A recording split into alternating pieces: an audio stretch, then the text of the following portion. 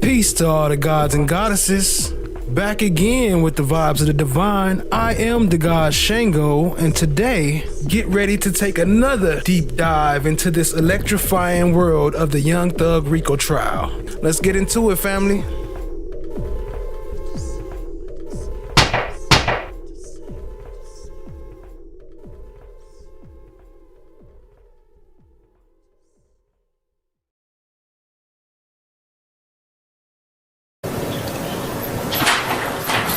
I felt the way.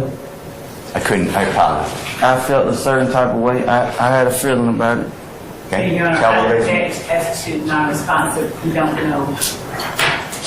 I sustain it. Just rephrase or redirect him, or refocus him, I should say, Mr. Steele.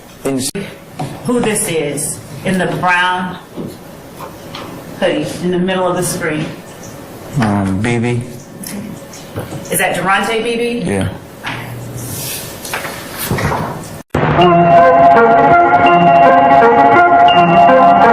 Like sands through the hourglass, so are the days of our lives.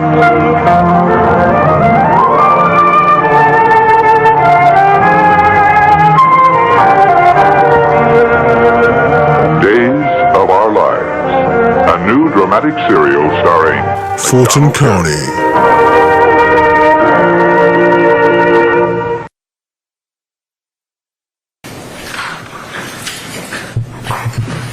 Members of the jury, good morning. Good morning. I like the way you sound. Okay, all right. Ladies and gentlemen, let me go ahead and tell you where we are. Remember yesterday we recessed because one of our participants has had a medical issue, and I was telling you about that. Well, unfortunately, that medical condition still exists, and given the length of time that we're going to have to probably address that, it might be just more prudent to recess you and give you an early recess instead of recessing you this Friday. As the court's plan was originally, I'm going to recess you for the holidays today. Okay? So I know you look very disappointed. I can tell from all of you, 17 as a group. It's not that bad. Who is available can be spoken to starting this week. In terms of witnesses, since we were not able to get to some that you already have scheduled, is it your intent to continue with the schedule, the purported schedule that you have discussed so far? We have to look at the availability given that we had brought them here. If we do change that, Your Honor, we will let counsel for the defense know before the end of this week, because we have certain witnesses that we brought over, I think, 3 days in anticipation that they would actually complete their testimony last week and then this week. So that may change the order of some of the presentation. Can we do that by Friday at 5? Yes, that would be the 15th at 5 o'clock? Yes, yes. Okay, all right. Go down to the valet area where they were parked. Yes. All right. What happened once at the valet area? To another time, I kind of checked out because we already got them at the mall, so it's all good. Okay. You said you checked out because it was all good at that point. All right. Did you hear them saying anything at that point? I just heard a lot of profanity. And who was giving profanity? I'm not sure. Oh, you don't know which one? Okay.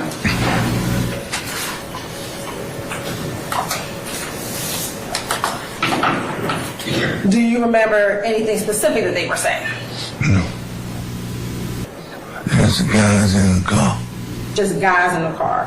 How many guys were in the car? Peace, peace, family. Glad to see y'all all here. Especially Tall Glass. Glad to see you back, man. Glad to see you finally got you out. Yo, this is crazy right here, right? They spent all this time on this threat, but the case being thrown out already in court. Why are they still bringing up this old-ass threat? But anyway, appreciate y'all being here. We got some good ones coming on today, so let's get into it. 3 or 4. Like, man, but it's not, man. It looks like your signature, but it's not your signature. That's not right now. That's not how you write now. I write like this now. Okay, but back in, you're saying, but back in July of 2015, that's not how you wrote. No. All right. Let me ask you, looking at that document though that has your name on it, is there a date indicated on that document? Yes. Yes. Yeah, but you have an objection? Yes. Basis. Document has been, Basis. a document has been disowned. There's no foundation. Foundation, okay, that's what we're looking for, all right. Your Honor, it's impeachment.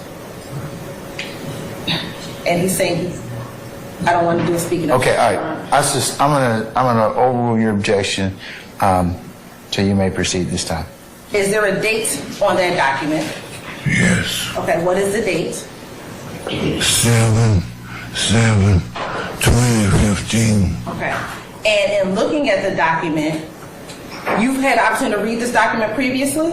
Yes. Okay. And is this document written in first person, meaning as if you wrote the document? Your Honor, same objection. Given what I've learned already by the witness, I'm gonna give him a little attitude, Mr. Steele. I'm gonna overrule your objection, okay? Ordinarily, I wouldn't allow it to leave, but I'm gonna, in this particular circumstance, make an exception, okay? Is it written in first person?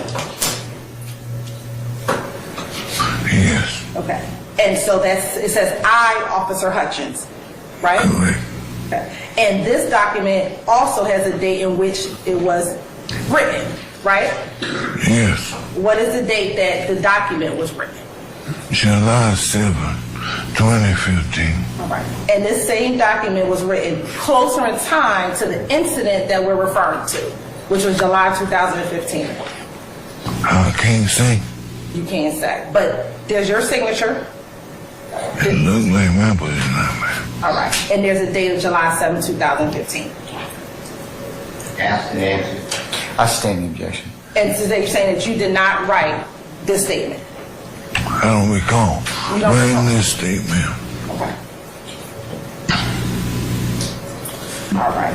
And when my investigator came to your home, did the individual show you this document? On his phone, yes. Okay. And do you recall what you told him about your signature when he showed you the document on the phone? Correct. Okay. And what did you tell him about your signature? I said at that time, it looked like mine. Okay.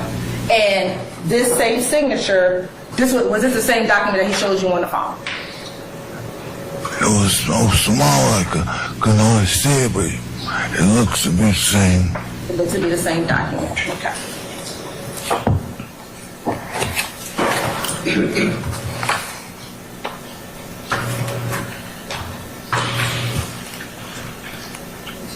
Now, Mr. Hutchins, as it relates to, you said that you kind of had to escort these individuals from the hoverboards out of the mall. Was this your first time ever having to escort anyone out of the mall? No. In 185P? I don't recognize him, but that's the gentleman that I spoke to. That's the gentleman that you spoke to. And when speaking about the two individuals, initially one stayed on the hoverboard and one came off the hoverboard. The individual in 185P, which one was he? He was the one that said, get back on your hoverboard. Okay, so he's the one that stayed on the hoverboard and directed the other person to get back onto the hoverboard. You're not, Yes. Yes, okay. And down at the valet, when you said that people were cussing, was he one of those individuals that was cussing down at the valet? I don't know. You don't know? I didn't see him per se. Okay. So that's your testimony today. You did not see him per se. Because, like I said, once we got him out the building, I kind of checked out because we had already done our job. Okay.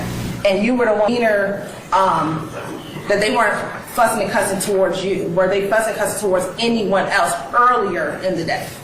Earlier in your interaction? No. No, you don't recall that? They were not. Hold on, basis. No, you don't recall that? They were not. Hold on, basis. I'm gonna overrule the objection. Also object, Your Honor. I'll overrule the objection. I'll overrule the objection as to yours. One at a time, gentlemen. Mr. Matthews, yours is overruled, or yours is, yeah, overruled. What's your objection, sir? District Attorney mischaracterized the answer. I'm going to overrule your objection. Jury will be determine what they heard, okay? All right, anything else? All right. Or the District Attorney was saying that it was written.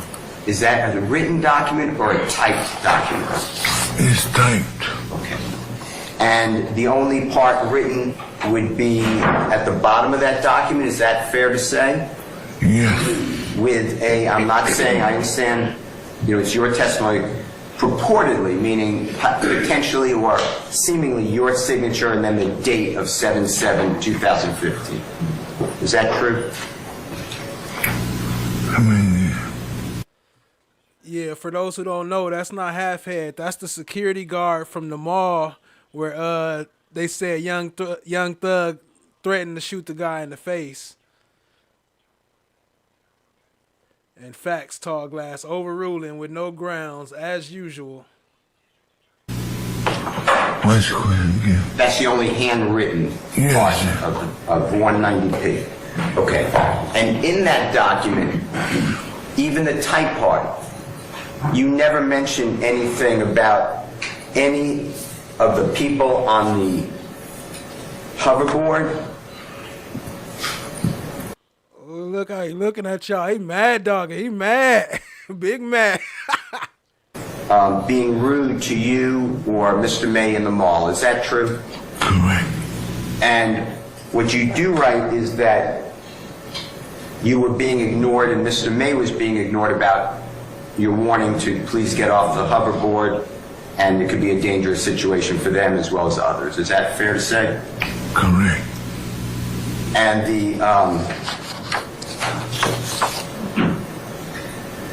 And the people on the hoverboard made it known, and they did leave the mall. Fair to say? Yes. And then they went peacefully to their car. Yes. And at that point, the way you recall is it was pretty much they were leaving. It was over. Any issue was over. Is that fair to say? Yes. Okay. But then in this statement, the 190p, it's written that Mr. May continued to ask them to leave the property, and I stress this, one of the males shouted he would come back and shoot Mr. May in the face. Do you remember that? Right, at least that's what it says. The last two lines? That's what it says. Okay.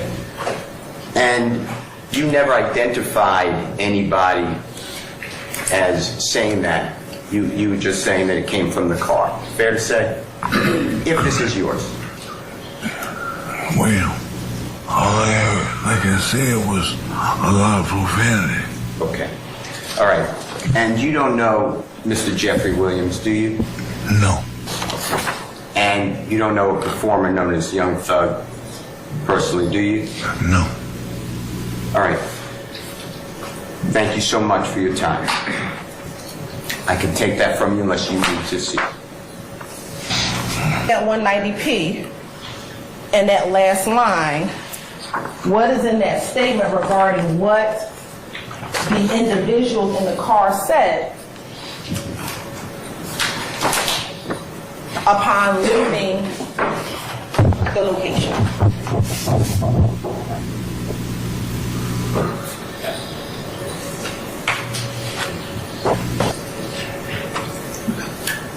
So regarding that statement, do you have any memory writing that statement? No. You have no memory writing that statement. And is your testimony today that you did not provide that statement to police officers? I don't remember providing this statement at all. Okay. Okay. There's some things wrong with it. All right. Thank you.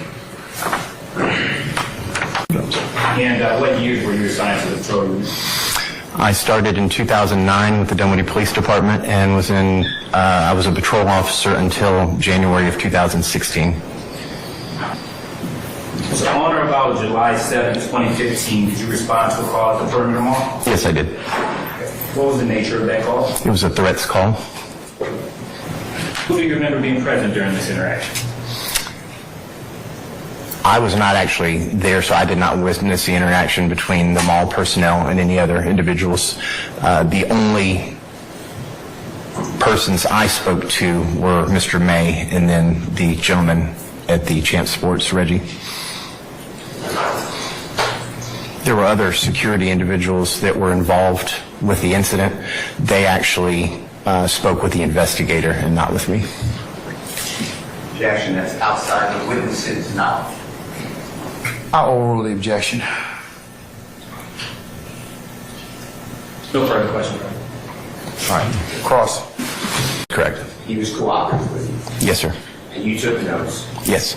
And then those notes get memorialized, is my word, but written down into a police report or an incident report. Is that all fair to say? Yes, sir, that is correct. And you do that timely because you go on different events for the community, so this way when it's fresh in your mind, you write down. Fair to say? Yes, sir. And that's what you did in this case, right? That is correct. And in fact, your report, let me just make sure I'm right,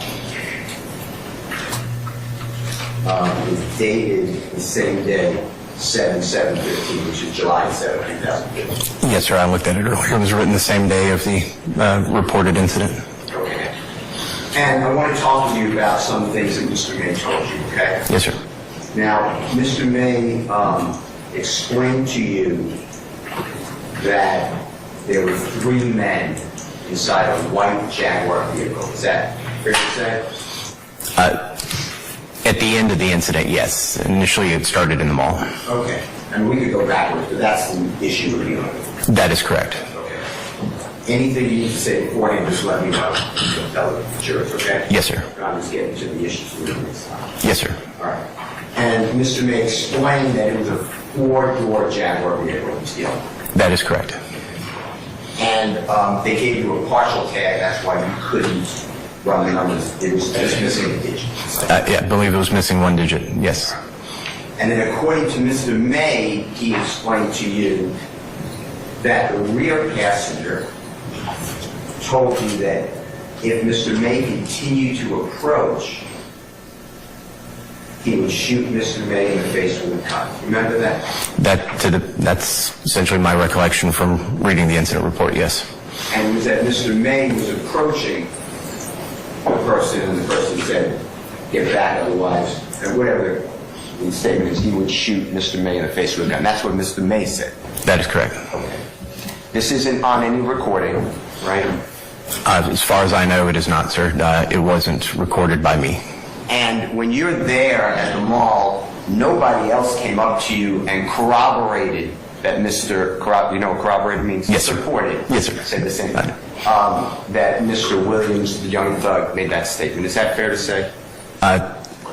During that incident, yes, that's correct.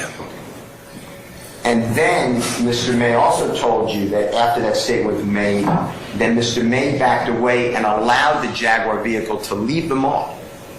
True? Yes, sir, that's correct. That Mr. May was holding the Jaguar vehicle at that time. He wouldn't let it leave. That's what he told you, right? He was trying to, what he told me, he was trying to get them to cooperate. The only thing Mr. May wanted to do is issue them a criminal trespass ban and was trying to get them to cooperate. And the jurors may not know what a criminal trespass ban is. That means that a person or people are notified, please don't come back on this property. That is correct. It has nothing to do with any certain type of, they have the right to say, we have a reason to ask you not to come back to the mall again. If you are, you can be prosecuted for it. So that is correct. And because Mr. May, to his satisfaction, did not get that message across, he was detaining that vehicle. Is how he explained it to you? He never said anything about detaining. That I don't. That I don't know. He wouldn't let the vehicle leave. When I was told after the threat was made, he backed off and let them leave. Okay. Then, just to complete the picture for the jurors, there was a belief that Mr. Williams and others purchased many shoes at Champs Sports. You know what Champs sells? Do you remember? Sports equipment, and I know some shoes, jerseys. Yes, sir. So you realize if we go there, maybe a credit card was used? I didn't. That was not my idea. Mr. May said that the initial incident started outside the Champs Sports. He was under the impression that there had been a purchase made, so we might have been able to identify someone through that purchase. And that's what you did? That is correct. No gun was alleged to have been shown, right? As far as I know, no one, Mr. May did not report that to me. No gun. Said anything about a firearm being shown? That is correct. No one said anyone came back? That is correct. I was not told they returned. Okay.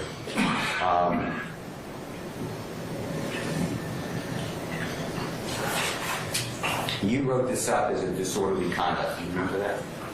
Do you mind if I take a look? I don't know if I didn't.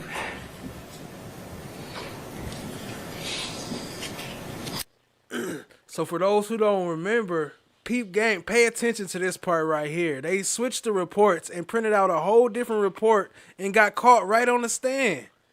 Hit the like, hit the subscribe, tap in, share with a friend. Appreciate y'all being here, family. Let's go. On the incident report that I have, sir, the crime incident is listed as assault intimidation. Do you see the top? Maybe we're looking at different reports. See the top center, and otherwise let me approach and see what you're looking at. Yes, sir. I have the incident report that, and I'm more. All right, may I approach and see what you're looking at? You may. Counselor, this is the incident report that I did. If it starts with Domoney Police Department, the crime is listed here. The one that I have is assault intimidation. Can I look at it for a second? Absolutely. You might not want to turn the page. No, absolutely.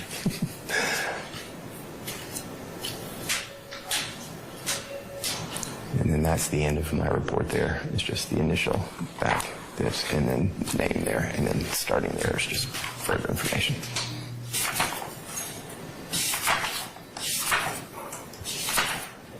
Watch him get caught red-handed, right on the stand.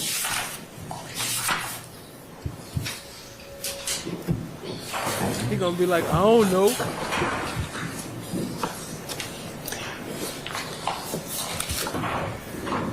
I'm showing you, you know what, let me show you this return. Well, Counselor, but I see what you're saying. I don't know why it is. It might have been changed because right here it says... Let me just show you. Oh, yes, sir. But I'm just saying, did you see that one too, though? Yeah. Okay, I just want to make sure you saw it. Show it to me. No, absolutely. I'm not going to interrupt you. It's not a problem. Sorry, I just want to show. These are documents you brought.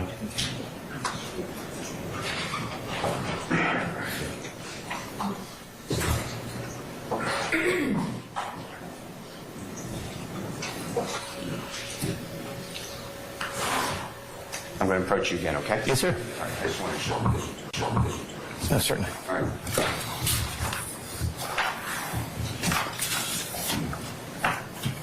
Just remember. Mm-hmm. Okay. So,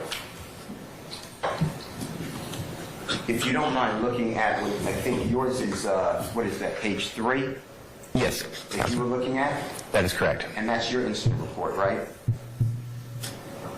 It has my name down at the bottom as the reporting officer, yes. Okay. I'd like you to look also at page 25 on the lower right, and I handed it to you. I showed the district attorney already. Yes, sir. That's your... Objection, Your Honor. Basis. I don't believe that's the witness's report. Good question. Okay. Let me see it, please. What are you questioning from, Mr. Steele? May I step? Yeah.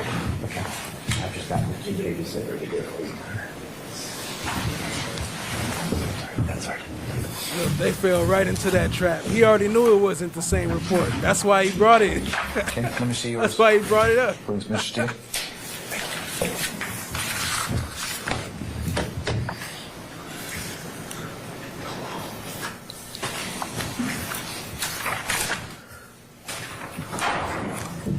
Can I see yours again, please? Fell right into the trap.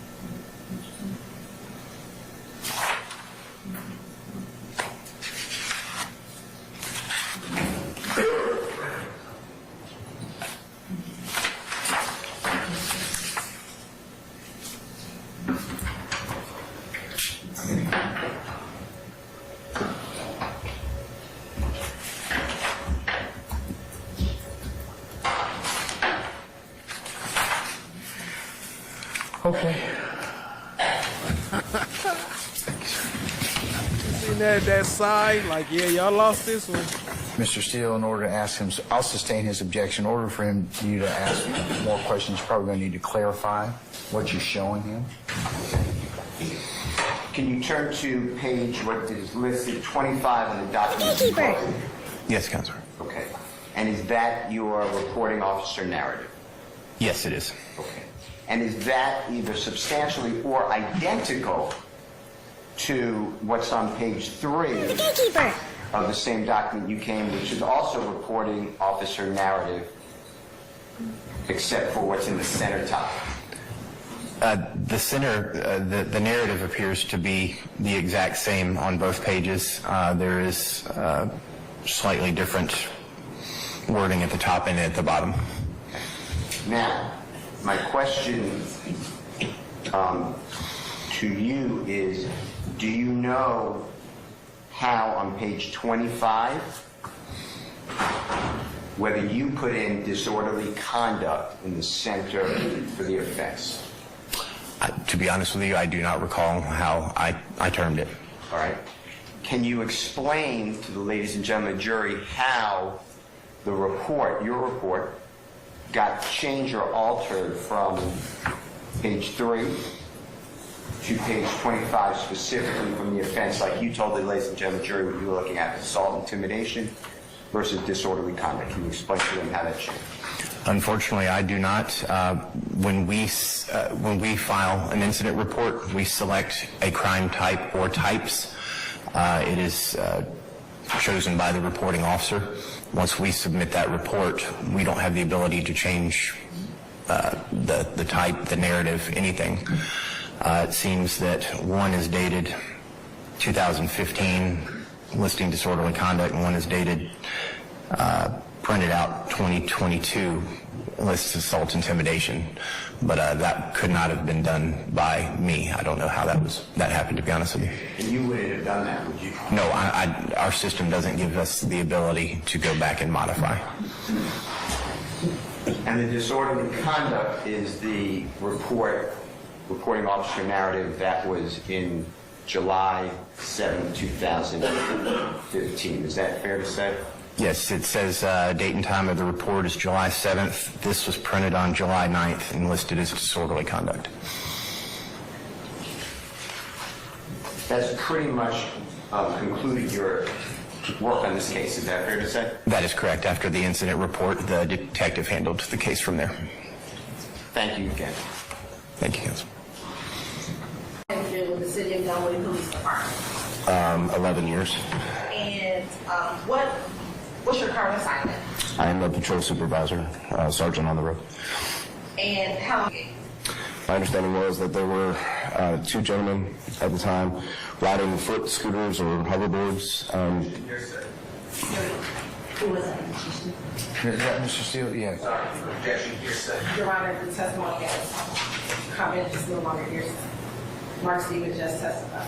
Yeah, I'm going to, well, why don't you, I'm going to sustain the objection, lay a little more foundation. When you got the police report, did you review it? Yes, I did. And once you reviewed it, what was your understanding of what you needed to investigate? Objection. I'll overrule the objection.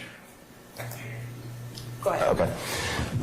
My understanding was a terroristic threat of a person threatening to shoot another person in the face with a gun.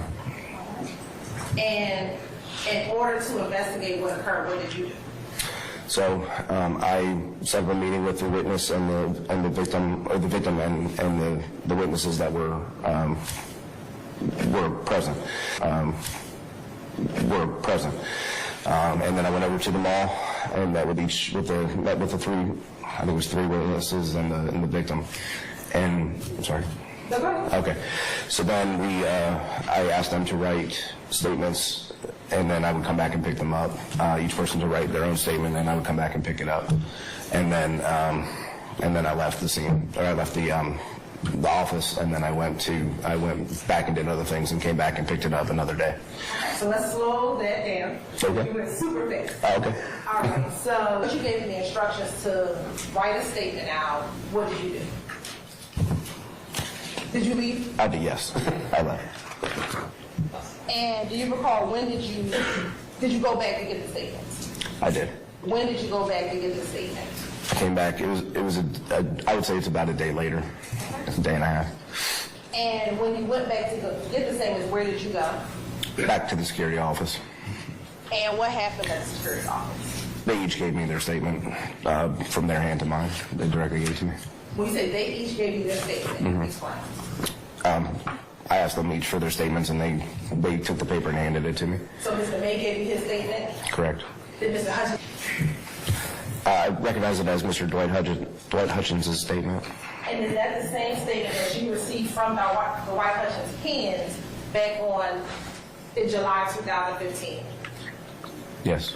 And does that appear to be the type statement with the signature of the Dwight Hutchings that you received from him back in July 2015?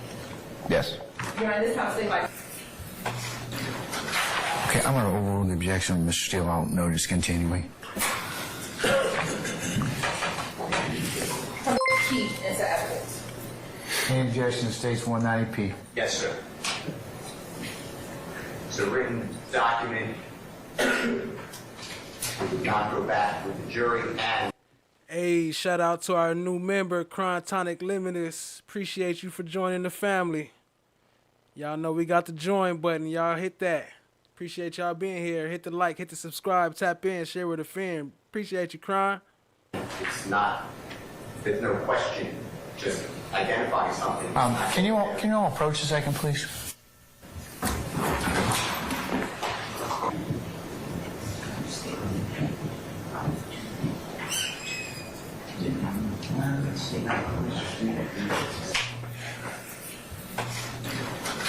Okay, I'm going to overrule the objection of Mr. Steele. I'll notice continuing.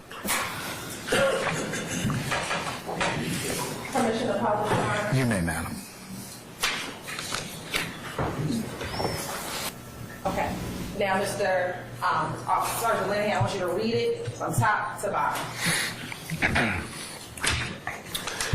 Just a statement, madam. Just a statement. Just a statement. The entirety of it. Okay. On July 7th, 2015 at 16:40 p.m., I, Officer Hutchings, approached two black males about to go down the center court escalator on motorized mini Segways. I spoke to both the males and advised them that they could not ride the mini Segway were parked. Mr. May was asking them to leave the property, and one of the males shouted out that they would come back and shoot Mr. May in the face, and from there, Mr. May told dispatch to call Dunwoody Police. Was that then signed by Mr. Hutchings? Yes, it was. And what's the date of the signature? 7/7/2015. Relevant. Basic. I'm overrule the objection. I took out the threat because I had the corroboration of three witnesses that heard the threat, and the threat is to harm or seriously injure or kill Mr. May. You used the word corroboration. What does that mean? The three witnesses all had the same recollection of what happened, and they stated that to me. No further questions, Your Honor. Cross.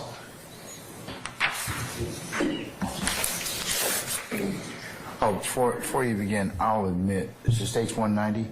Yes. I'll admit with the objections that were made. I'd like to ask you some questions. Start with corroboration, okay? Okay. Ladies and gentlemen, the jury, the three witnesses you're talking about is Mr. Hutchings, correct? Yes. Mr. Barron, correct? Correct. B-A-R-R-O-N, if that sounds right. It sounds correct. I'm not sure. And Mr. Campbell, C-A-M-P-B-E-L-L, fair? Yes. Tell the ladies and gentlemen of the jury whether any of those witnesses said that Mr. Jeffrey Williams, Young Thug, person in the back seat, person in the front seat, made that statement that you're telling the jurors. Objection, compound question. I stand the question. You can just break it up, Mr. Steele. Did Mr. Barron say that Jeffrey Williams, Young Thug, or a specific person identified in any way made that statement that we're talking about? to corroborate Mr. May's statement that it was said by Mr. Williams? No, they did not. Did Mr. Campbell say in any way that it was Mr. Williams, Young Thug, or, a description of this is the person sitting here wearing this, looking like that, made that supposed statement? In their statement or just... Okay. Not in their statement. Okay. And did Mr. Hutchings, the jurors already saw it? Did you read it to him? He also said one of the people said that, right? Correct. And that was consistent throughout, correct? Correct. Now, when you explain to the jury, I think you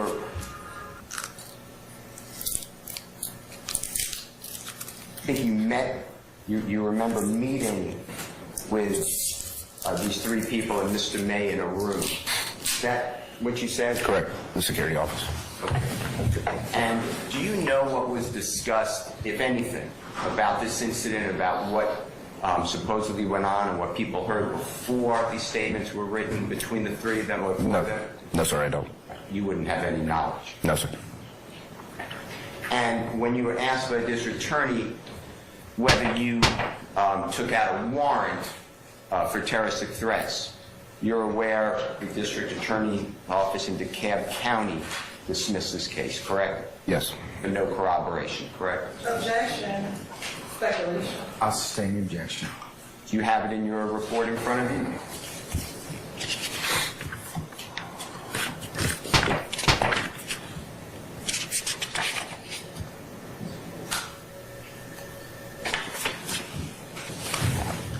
That is what that says. I couldn't hear you. I apologize. It says lack sufficient corroboration that the threat would be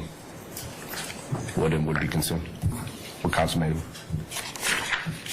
And it's me. I'm confident it's me, but I couldn't hear the end. You said it lacks sufficient corroboration, then you started to say something. I'm just continuing to read. It said was conditional and lacks sufficient corroboration that the threat would and could be consummated. And that were end of the saga in this incident, correct? Yes.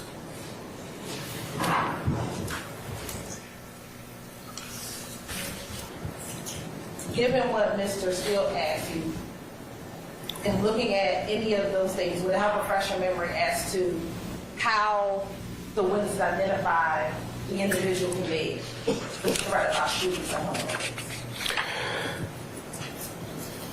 I'm sorry, can you repeat? Sure. Looking at the three statements, would it help refresh your memory as to how they identified the person who made the threat? They identified the man who made the threat by looking at him and then speaking with the manager at Champs, and then the photos on the internet is how they identified exactly who he was. The manager at Champs said that it was... The district attorney's office did. As a law enforcement officer, do you have control over how the district attorney's office disposed of their cases? Oftentimes, no. Oftentimes. Sergeant, point to where in any of your reports dealing with what we're calling the three witnesses, Mr. Hutchings, Mr. Campbell, or Mr. Barron, does it say anything about looking at a photograph, identifying Young Thug, identifying Mr. Williams as the person who made that statement? Anyway. From the witnesses? Sure. That's what we're talking about. It's in the victim's written statement. Okay, but now you say the victim, that's Mr. May. Right. I'm ignoring because you separated him from the three witnesses. Well, when they went back to the store. Matt, which of you look at the report done by Officer Stevens? No, I'm looking at Mr. May's statement. Okay, well, okay. Mr. May's statement is when they went back to... Oh, I'm sorry. Well, let's be specific. Who is they? Okay. No, you can... I don't mind. Sworn cops sit there and just lie on the stand. Don't they all, though? Ain't that some shit? Shout out to Shaw Diggy. Appreciate you for becoming a member. We appreciate it here. We're going to keep it going. We got some good stuff for y'all tonight. Hit the like, hit the subscribe, tap in. Let's go, fam. And shout out to D Pill. For Shaw Diggy and Crime Tonic Limitless join in, I'll limit the commercials for that. So I appreciate y'all, family. Let's go. And y'all say thank you to Sha Diggy and Crime Tonic for limiting the commercials for y'all. Let's go. Talking, but just instead of using the word they, in Mr. May's statement, who are you? It says, Thunder Officer Stevens arrived and together we went to Champs, where the manager of Champs, Reggie, informed us that the male who was on the device was a known rapper by the name Young Thug. Now, that is Mr. May, Christopher May. Yes. According to Mr. May's statement, right? Yes. Officer Stevens, a co-worker of yours at that time. Yes. And speaking with a gentleman from Champs. Correct. I just wanted to make sure. That's the entirety, right? Yes. Thank you, sir. We are going to take about an hour's worth of testimony. I have some unrelated business about 3 o'clock I need to take up for about 30 minutes. We'll come back, and then we should work somewhere around the 5 o'clock hour thereabouts, and that'll be the conclusion of our first workday, okay? Yes, sir. All right, okay. Thank you, Your Honor. The state called Richard Randolph. All right, summon Mr. Randolph, please. Mr. Randolph, good afternoon. And good afternoon. Good afternoon. Where are you employed? I'm currently employed with the Fulton County District Attorney's Office. And how long have you worked with the Fulton County District Attorney's Office? Approximately 2 years. And what is your current job title with the Fulton County District Attorney's Office? I am currently the Executive Deputy Chief of Investigations. And what are your job duties as the Executive Deputy Chief of Investigations? As the Executive Deputy Chief of Investigations, I am the number 2 amongst the investigators. I assist the chief with the day-to-day operations of the office and whatever needs may be. I supervise the deputy chiefs along with a team of called the High Profile Difficult Witness Task Force, which is HP+. And how long have you been in law enforcement? Approximately 25 years. It is. And once you show Mr. Hutchings that statement, tell the jury about your interactions with Mr. Hutchings as you showed him that statement. First, I showed him the statement, and I was using my phone, so I blew up the bottom portion where the signature. And I asked, "Is this your signature?" And Mr. Hutchings said, "Yes." And then I proceeded to read the statement to him. And so this the one who showed him the file, and he told him that he didn't agree with the whole thing, like it wasn't all making sense. And he showed it to him on his phone. And then he still said that he didn't agree with the bottom 2 lines. And she still brought the nigga to court. Come on, fam. Did you read the statement verbatim as it is on the actual statement? Yes, Richard. And he told me that he was okay with, he remembered everything verbatim except the last lines of the statement. He did not agree with the last lines of the statement. And what were the last lines that he said that he didn't remember? Mr. May was asking them to leave the property, and one of the males shouted out that he would come back and shoot Mr. May in his face. And from there, Mr. May told dispatch to call Dunwoody Police. He was vague on that part. He said he did not remember that part. He remembered everything else, but not that part. Just the last sentence? Just the last sentence. You asked him about his signature. What was that interaction? Solely about his signature. Oh, he was clear that was his signature. Now, you said you read him the statement. Did he ever read the statement himself? I saw his eyes moving, but I wasn't, I'm not sure that he actually read it verbatim.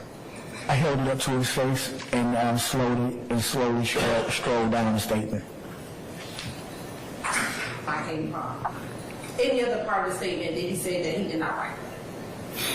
He was in agreement. He was in agreement with the entire statement except the last line. I have no further questions. Cross. I have no further questions. Cross. All right. Any cross? I don't have any questions. Okay, all right. A little 15 years. And where are you currently assigned? Zone 3. And where's the Zone 3 area? South side of I-20. From there, I went to the Zone 15, and then from there to Apex K9 unit, and then to Zone 3. And are you posted? Still on Cleveland. That's 41. That's 41. Radio copy. Still on Cleveland, 45 miles per hour. How is traffic lighter? Yes.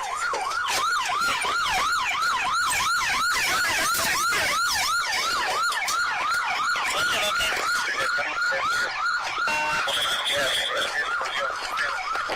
230 Cleveland. 230 Cleveland. 230 Cleveland.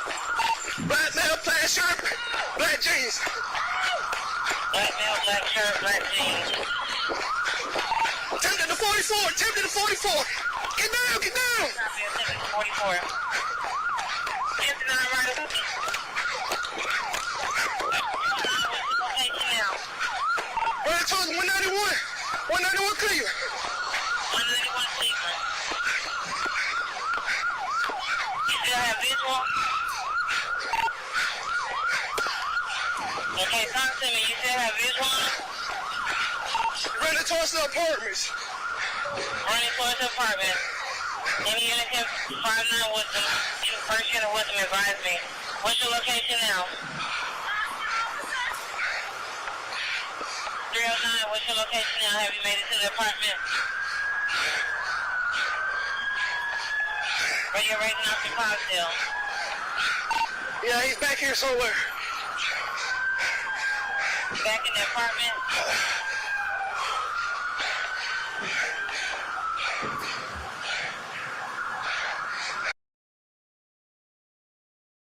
Y'all catch that? Y'all see he's sitting there lying on a thing, and then look, he's nowhere inside the apartment. He left him. Ben left him a long time ago. He acting like he's still behind him. Tired, breathing out. Dude, Ben gone.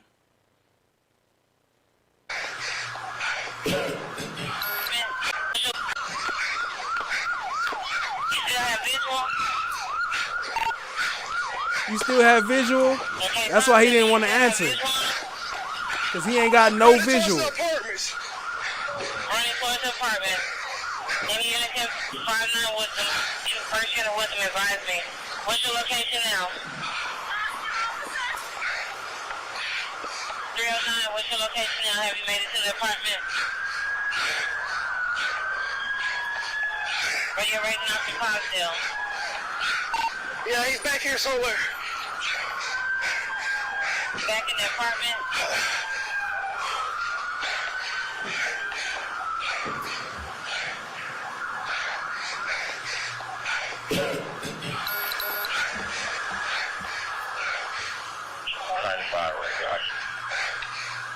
Receive 3309, checking on you.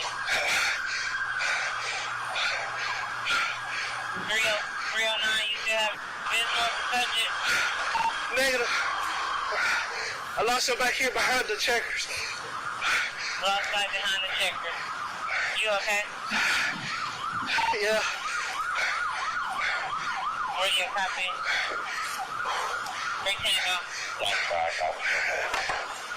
Trying to have a very reasonable perimeter where he went. One unit in route to 309 location advised you are set up a perimeter in the area on T Avenue. Break 10 received. 5, 4, area. 305, 4 and 2 one thing in the area. And he never saw his face. So he don't even know who that was. Look at him. Lost. Checkers on Cleveland. Apartment is there advising that in the subject contains 3309. Was it just one person or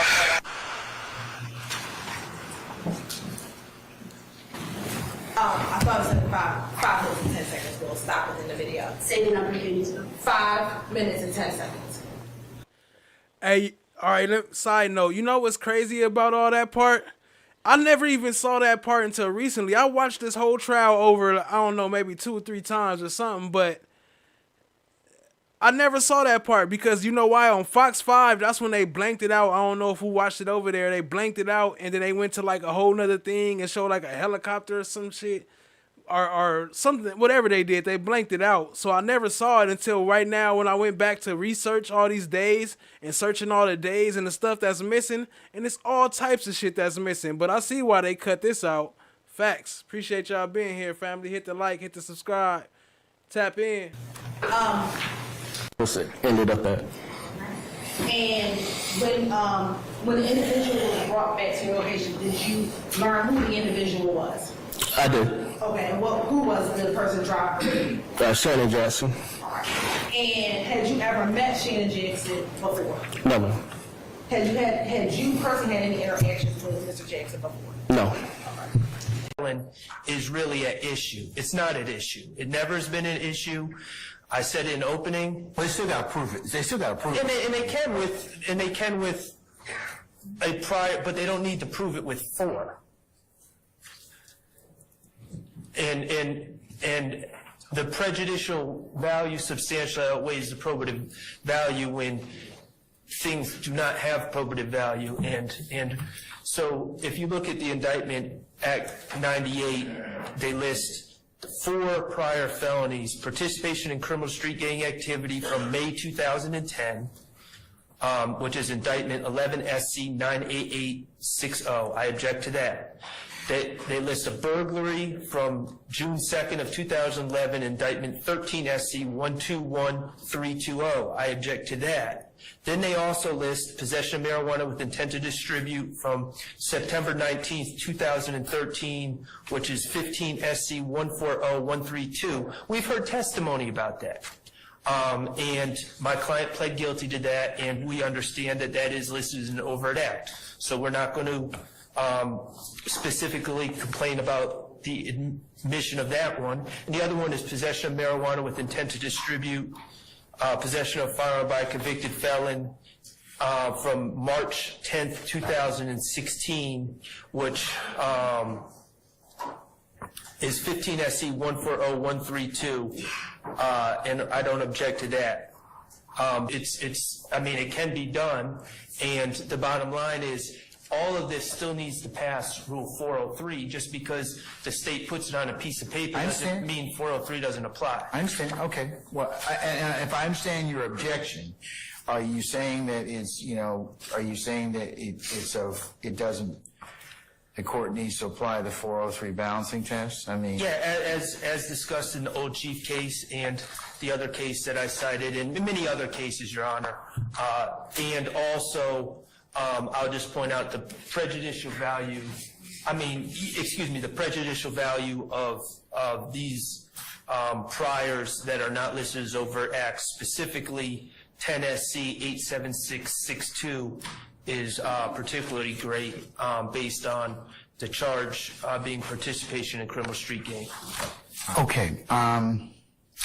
Mr. Short, cross? Tempted to 44, tempted to 44.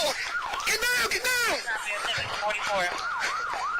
Prior to this incident, you did not know, or you had never personally interacted with my client before, correct? Correct. Okay. Oh yeah, so y'all see that video right there real quick, right? So did that look like somebody that was just in a carjacking? They just standing there, just freely?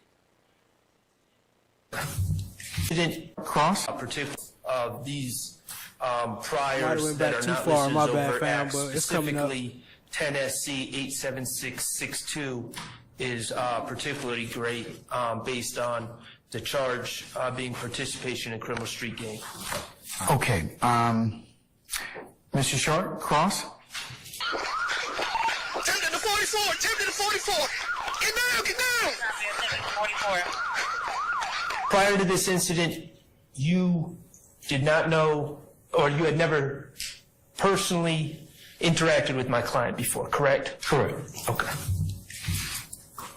Is it fair to say when you saw the red car driving down Metropolitan, you did not recognize my client in the car and say, oh, that's Shannon Stillwell? No. Okay.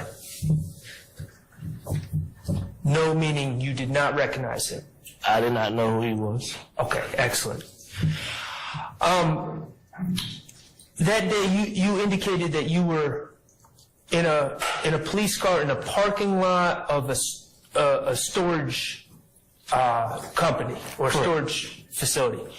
And you were by yourself in that car? I was. Okay. And I believe you used the word set up or posted up. Posted. Posted. Mm-hmm. How long were you posted there prior to getting behind Mr. Stillwell's car? I'm not for sure, probably 20 minutes probably. In that same parking lot looking over or looking at Metropolitan? Correct. And what were you looking for? Just monitoring traffic flow. Any traffic violations that was committed. Any traffic violations? Yep. Okay. Now, you indicated on direct that you saw my client in the front driver's seat. You said dancing. Correct. Okay. Like bouncing around. Bouncing around as some of us tend to do when listening to music in the car? Correct. Okay. You did not observe any moving violations committed by Mr. Stillwell at that time, correct? No, just the seatbelt violation. Just a seatbelt violation, meaning despite enjoying the music in the car, he wasn't weaving in between lanes or driving recklessly at that time? No. Okay. It was solely a seatbelt violation. Just a seatbelt violation. Not for no gang, none of that. He did all this for a seatbelt violation that they not even supposed to chase him from. Correct. Was that the only seatbelt violation you observed that day? I'm not for sure because I got to work a little bit late that day. Who knows? Do you always pull people over for seatbelt violations? Not always seatbelt violations, no. Okay. Nonetheless, you decided to get behind Mr. Stillwell's car, correct? Correct. And you, in fact, blue lighted his car, correct? Correct. All right. And eventually, you pursued Mr. Stillwell's car, correct? Correct. Whose decision is it to whether or not to pursue an automobile that is not stopping? It depends. It's the supervisors monitoring. They can monitor the radio traffic. They cancel us if it's not like a forcible felony vehicle, or I could cancel myself. Okay, so you said they'll cancel you if it's not a forcible felony, correct? Correct. Okay, and you would agree that seatbelt violation is not a forcible felony? Correct. APD standing operating procedure is not to conduct a pursuit on a seatbelt violation, isn't that correct? That's correct. And I was getting ready to cancel myself, but by that time, he had already got into the accident. He said, I was getting ready to cancel myself, but by that time, he already got in the accident. See how quick they come up with these lies? Ain't he on the stand? Ain't that a crime? There's 3 or more now, right? I think we found Rico again. Here go another one. Another Rico. Here he go. It's a group of them niggas. We see them all testifying today. Now, we talked about you were using some codes on your body cam that was shown to the jury. Mm-hmm. And you said, I believe, a code attempted 44? Correct. Okay. And that involved a young lady that we don't know who she is that was on the scene, correct? Correct. All right. And just to be clear, all the interaction between Mr. Stillwell and this person was captured on body cam. Just that, yep. So when you're saying you observed my client push a woman, that was what we saw on body cam. There wasn't something else. That was it. Okay.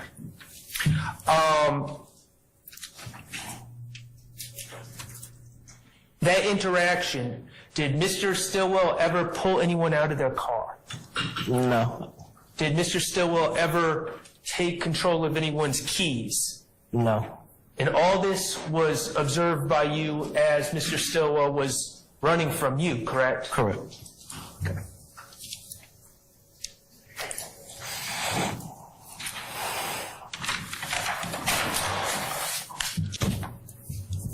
That person whom we don't know their identity did not stick around at the scene to file any complaint, correct?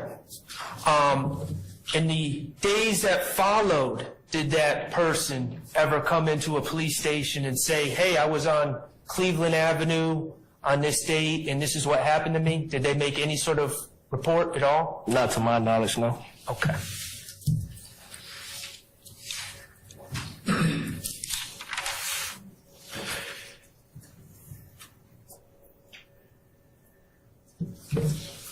So how did they The know who it was? $5,000 that, or I guess it was $5,500 ultimately that was recovered from my client's pockets. Was that money returned to him? It was placed in evidence. It was placed in the property, placed on hold. It was. And they stole his money. Y'all niggas stealing $5,000. Placed on hold for seizure, correct? Correct. Okay, so that it was not returned to him. As far as I know, no. Okay. And it was seized by the government, by you, as an agent of the government. Yes.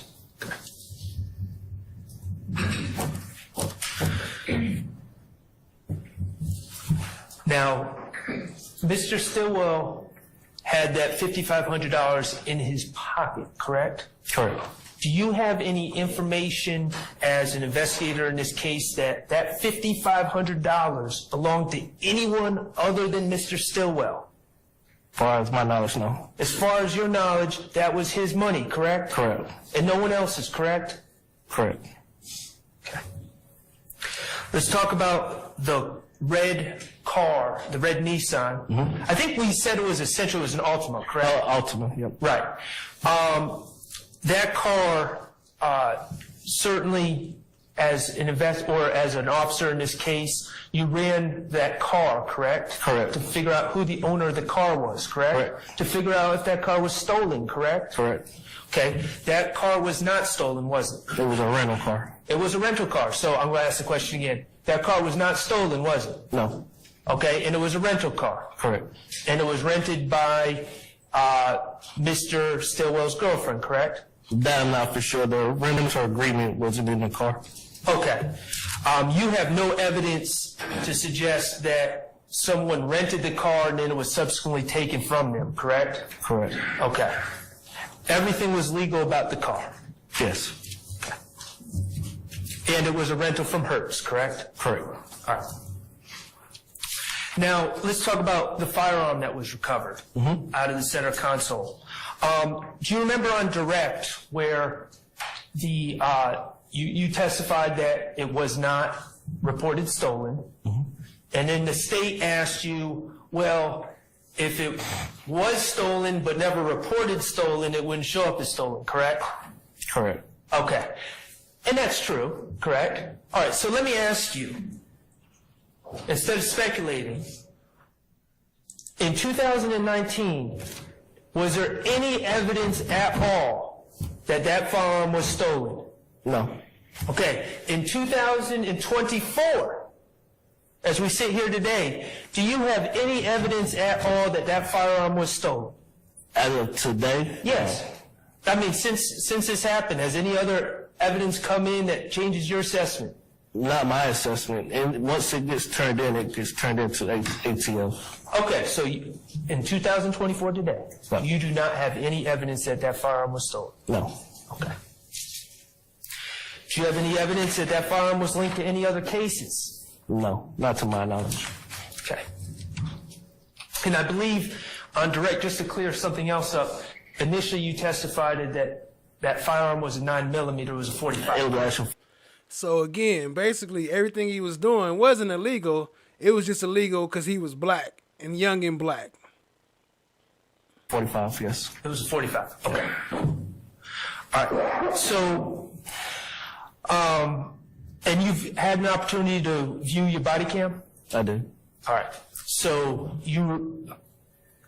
and I understand that this was 4 years ago, more than 4 years ago, but in viewing the body cam, did it help you remember or recall some of the specifics about this case? Yeah. Okay. So in your dealings with Mr. Stillwell and in searching the car, I want to ask you, did you find any gang writings or books of knowledge or anything else that indicated gang involvement in this case? No, sir. Okay.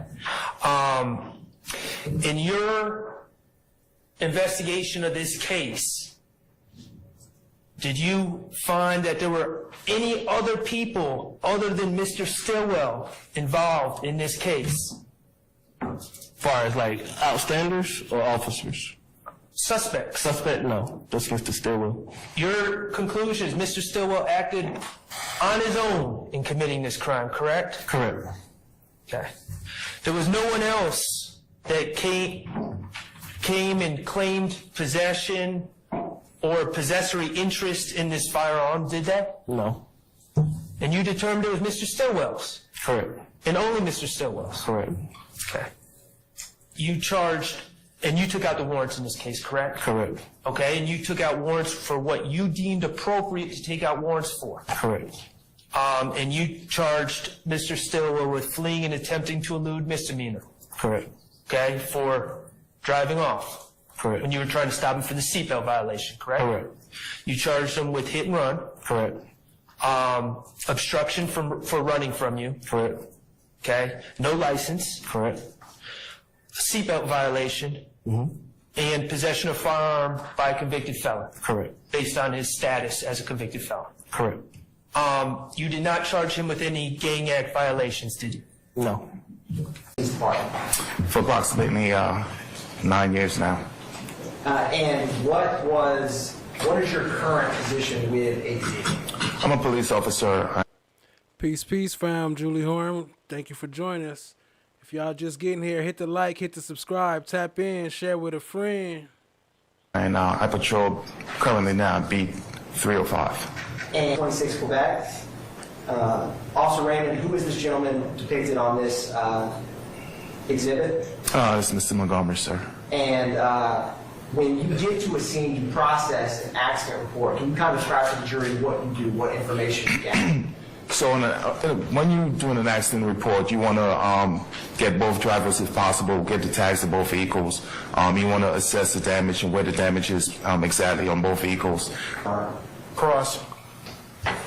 Officer Raymond. Yes, sir. In police vernacular, this is called a reported accident, is it not? Yes, sir. So that means that you weren't a witness to anything?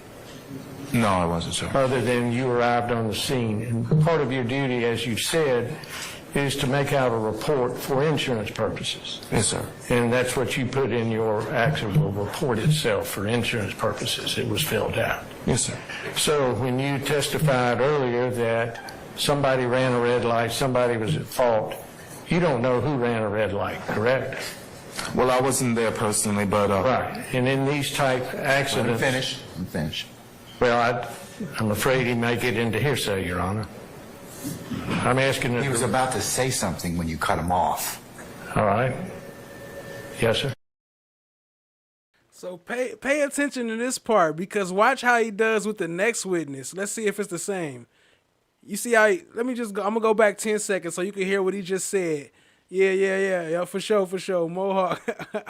But watch how what Judge Glanville just did. Watch what he do when Tik come up. I'm afraid you don't know who ran a red light, correct? Well, I wasn't there personally, but... Right. And in these type accidents... I'm finished. Well, I'm afraid he may get into hearsay, Your Honor. I'm asking... He was about to say something when you cut him off. All right. Yes, sir. If you want to complete your statement, you can. Thank you. All right. I wasn't there personally, but again, we had multiple officers there who gave a statement about what happened. All right. You can testify to what you saw and what you... okay? That's what I was asking. All right. So a lot of times in these type reports, you have one person saying one thing and one person saying another, correct? Yes, sir. And so you don't have a way of telling who actually ran a red light or who didn't. Well, based on the damage, also you could put that into evaluation when you. All right, and we saw a picture of your diagram, correct? Yes, sir. And it showed a T-bone. Yes, sir. But looking at that, you can't tell whether somebody pulled out in front of somebody or whether somebody ran into somebody that was already into the intersection, can you? In other words, you can't tell by looking at your diagram who was at fault. You can't tell, no. Right, you can't.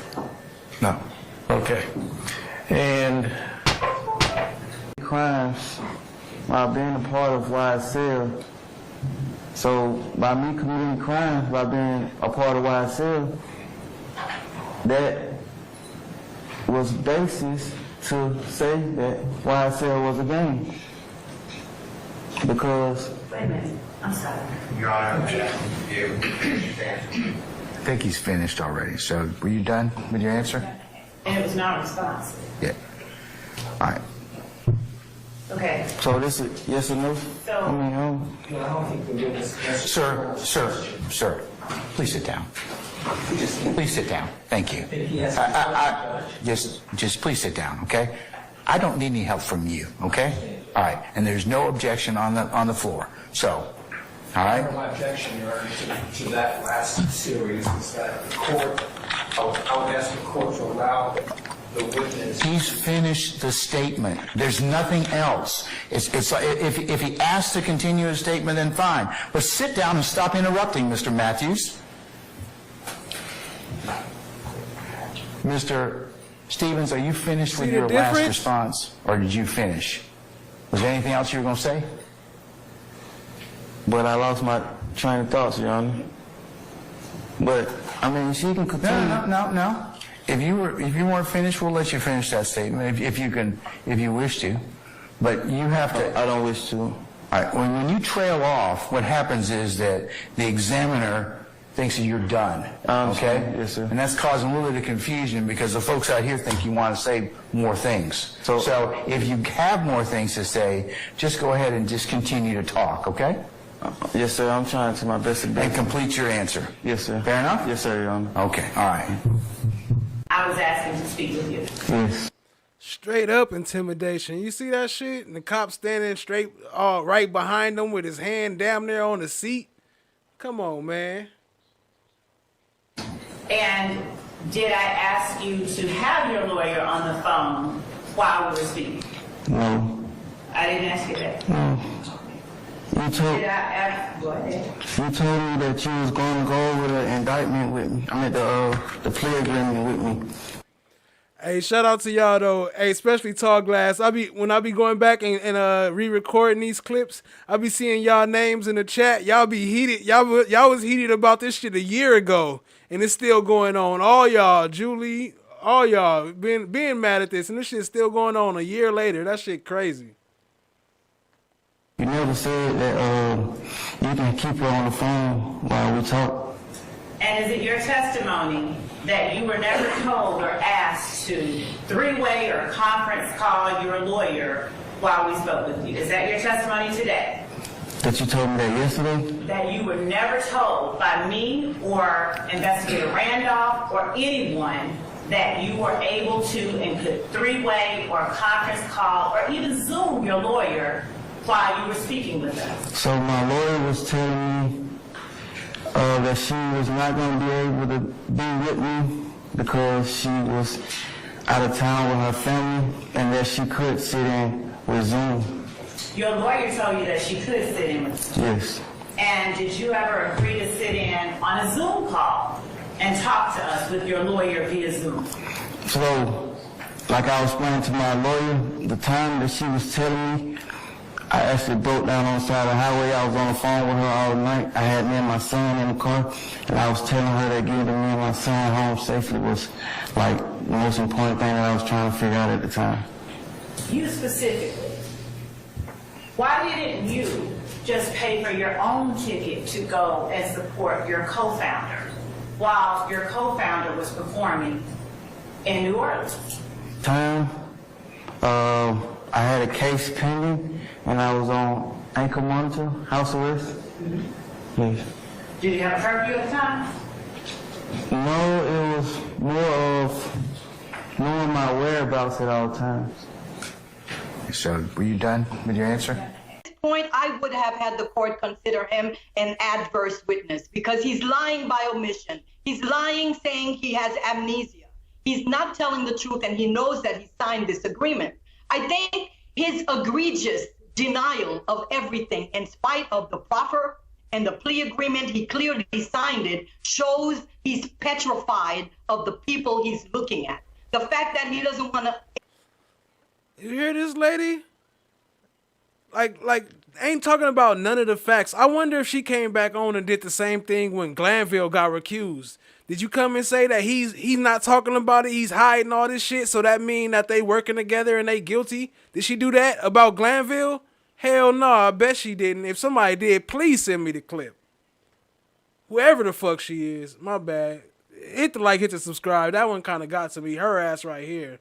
Explain what snitch means I know I'm a snitch, and I know snitches get stitches. And that's why I'm frozen up there and I'm scared to talk.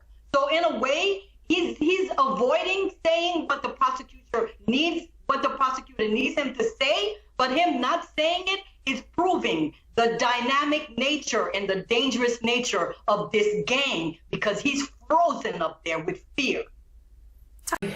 Who this is in the brown hoodie in the middle of the screen? BB. Is that Durante BB? Yeah. And showing you State's Exhibit 81J. Tell the jury who that is. Darius Ford. 221 Cleveland Avenue, facing Cleveland Avenue. Yes. Thank you. False. I don't recall. I don't recall. Does that mean no? Objection, Your Honor. I stand the objection. How many times has Jeffrey committed a crime? We're going to go up to that year because we're going to keep talking other dates, okay? How many times has Jeffrey committed a crime to further the interests of the YSL gang?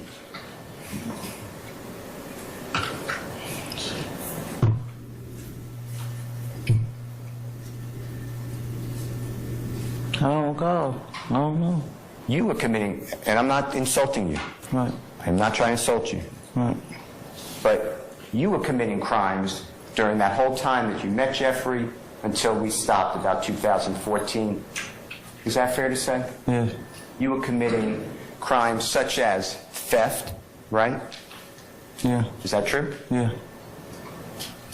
Potentially drug dealing. I know that came later, but potentially around there drug dealing. Is that true? Yes. Potentially armed robberies. Is that true? Yeah. And armed robbery means that not only did you take like my possession, like if I was the person targeted, you took, let's say my watch, but you did it with an offensive weapon, like a knife, a gun, brass knuckles, something like that. You understand that's the term? Yeah, well, I ain't robbed nobody though. Okay, that's why I'm asking you. So it's thefts, fair to say? Yeah. True? True. Okay. And you Testify. I'm on cross-examination. So what? You still can't testify, Mr. Steele. You were in a room, is that fair to say? Was it outside or inside? What's the start of the question? When you feel like and you remember that you were going to call yourself YSL, were you inside a building, a room? Were you outside at a park? Do you remember? No, I don't remember that. I couldn't hear you. No, I don't remember. Okay. Do you remember Jeffrey being there?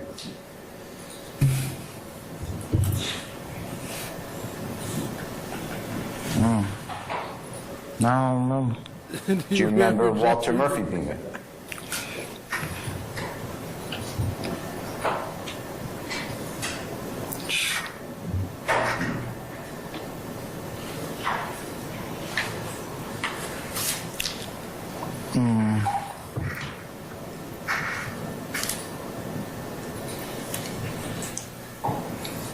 Thinking hard, huh?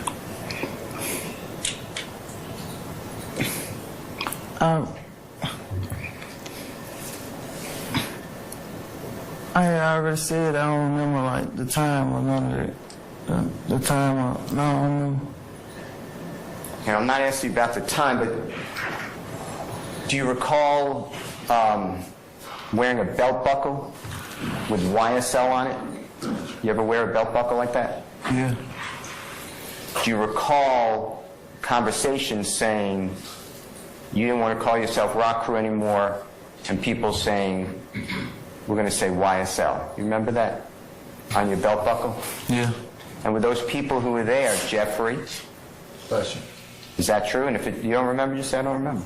But you said at a room, though. I don't remember like the exact place it was happening. Don't worry about where it was. Wherever it was. Yeah. Jeffrey was there, Walter Murphy. Yo, it might look a little crazy, but I agree with that. Slug didn't actually admit to nothing. He was on there and he was talking with him clear and he was like, cool, but he didn't. Which crime did he admit to involving Jeffrey? None of them. So, yeah, shout out to Slug. I agree with you, Shot Diggy. Was there? Yeah. Was Mr. Crenshaw there? Crenshaw? Mondo? Nah. Mondo. That's fine. He said, was Crenshaw there? Was Fremondo Crenshaw? Y'all know who that is. Y'all done seen him a couple times on this channel. Still nowhere to be found in here, huh? I'm wondering, like, is that Fonny's inside plug? Is that how Fonny got all this info and got all this started from Crenshaw? And that's why he able to go to jail. He just went to jail, like, not that long ago, but he out, right? Talking shit about Woody. All right. I don't know much about him. I'm just going off what I see. Or you knew that Lil Wayne, he would sing about like a record label. Do you know that? Cash, you know, Jeffrey, you were charged with crimes in 2014. Is that true? Yeah. 2015. Is that true? Yeah. And then this indictment, 2022. Does that sound right? Right. If I left anything out, correct me. And there may be a couple of different crimes in those years, but those are basically the years. Is that true? Right. Popular and had money. You know he has money, right? Yeah. Tell ladies and gentlemen, jury, in 2014, how much money he gave towards your attorney fees. No. Facts. Hold on. Don't let me leave that part out. Mondo talking about Woody, but hanging out with DK. He was in the video with us, but hanging right there with him, talking about this my day ones, this my day ones, all in the videos. Like Suge Knight, all in the videos, dancing. 2015. Tell ladies and gentlemen, jury, how much money Jeffrey Williams paid towards your attorney fees. No. When you got arrested on this case, charging you as a co-indictee, that's a bad word. That's a bad word. Forget that. Charging you. Give me 1 second, okay? Your Honor, may I approach? You can look at the whole thing, but are you familiar with the indictment in this case that you pled guilty to in count 1? Yes. Okay. And Jeffrey's also named in that same indictment. Fair to say? Yes. When you voluntarily turn yourself into custody, right? No one. Am I right? Yes. Voluntarily turn yourself in. Just explain that to the jury. Tell them what that means.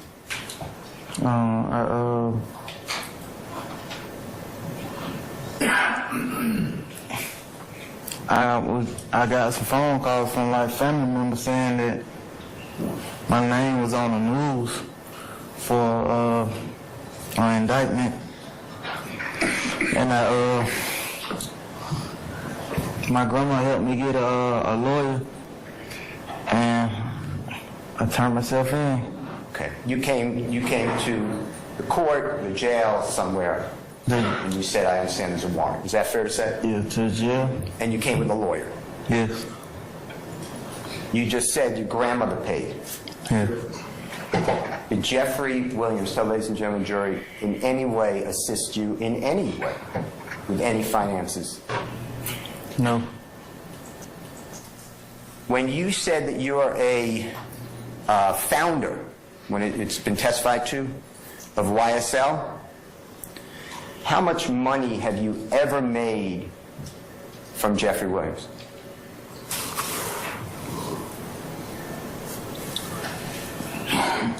None. Okay. Now,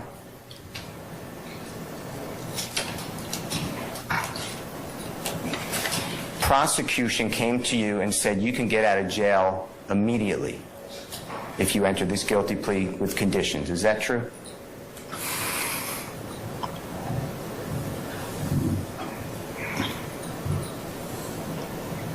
I didn't say immediately, but they said I can get out of jail, though. Didn't you get out the same day you entered that guilty plea? Yeah. Speak up, sir. Yes, sir. Now, about the food.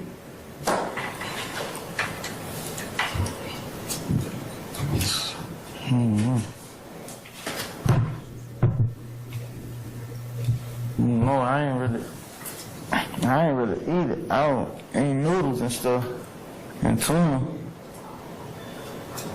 But it's bad, though. While you were in the Fulton County Jail, tell the ladies and gentlemen jury about people getting killed in the jail. Yeah, I was hearing about people dying. Yeah. While in the Fulton County Jail, how many times were you able to go outside in those 7 to 8 months?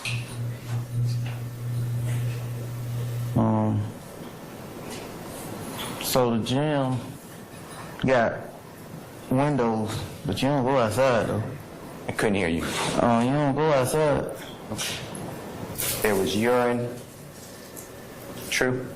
In the Fulton County Jail? Yeah. Mr. Stephens, pull the mic in front of your face so we can all hear you, okay?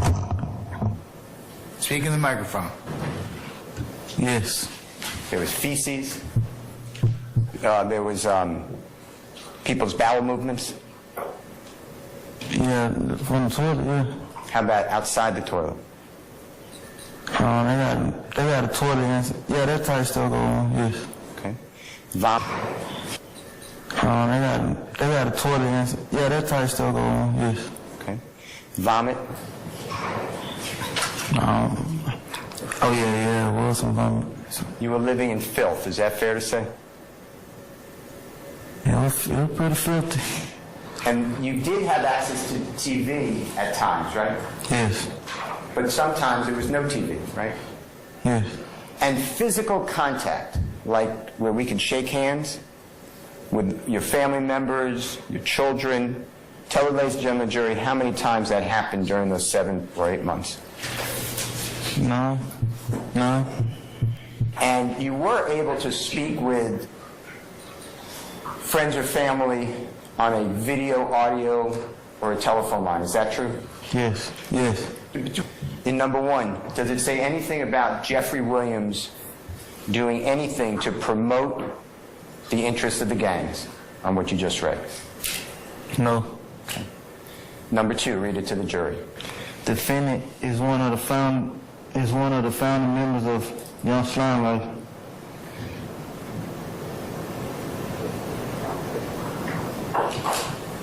Three. Defendant committed aggravated assault as alleged in Act 1 by brandishing a gun at an undercover police officer that was surveilling a vehicle that was hijacked from a woman. Nothing to do with Mr. Jeffrey Williams, right? Right. Okay. Number, I think we're up to 4. In October of 2014, defendant was arrested with a red bandana and defendant was observed with a YSL tattoo and the Cleveland Air Rock Crew tattoo amongst other tattoos. Okay. Number 5. When asked by law enforcement about defendant's YSL and Rock Crew tattoos, defendant truthfully advised law enforcement that defendant is a member of a gang called Rock Crew, but the group is no longer going by that name and now goes by YSL, which originally stood for Young Slime Life. Okay. has nothing to do with Jeffrey Williams involved in furthering the interests of a gang, does it? No. Okay. Number 6. Defendant advised law enforcement that YSL originally stood for Young Slime Life, but the group began calling itself Young Successful Lifestyle after Jeffrey Williams, aka Young Thug, signed a record deal. Jeffrey was becoming very successful, true? True. Nothing about Jeffrey furthering the interests of any gang, right? No. Okay. Number 8. Defendant has been accused of and arrested for robbing women. Okay. Number 9. Defendant is the person referred to as Tik in the song by Young Thug entitled Ill in the verse she getting robbed by Tik. And ooh is EWW. Is that fair to say? Yes. You know that song? Yes. Okay. And when were you charged with robbing a woman? Do you remember the date? October 2014, you remember all? Yeah, my attorney just told me that, yeah. Okay. And you saw some documents Yeah. last week? Yeah. Were you aware that OO was created in the spring of 2014?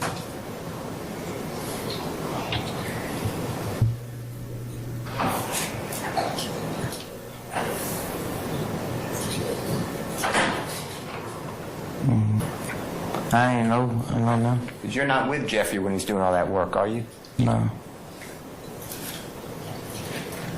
Number, you help me here, but I believe it's number 10. And if I'm wrong, just correct me. Yeah, number 10. On February 4th, 2021, defendant participated in a group chat with fellow YSL founder Jeffrey Williams, aka Young Thug, and YSL associate One Elite, aka Slime Like Shadowwear, and Jeffrey Williams stated YSL rule the world, kid. Y'all just started bringing me the money. Man, y'all stop playing with me. Okay. I want to show you group chat or along with Mr. Williams and other people. Fair to say? Yes. Okay. And the prosecutor put in a part of that chat. Do you remember seeing that this morning? Yeah. And that was not the entirety of the chat, was it? What the prosecutor put in?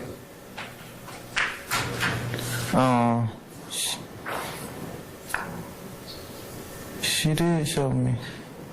It was,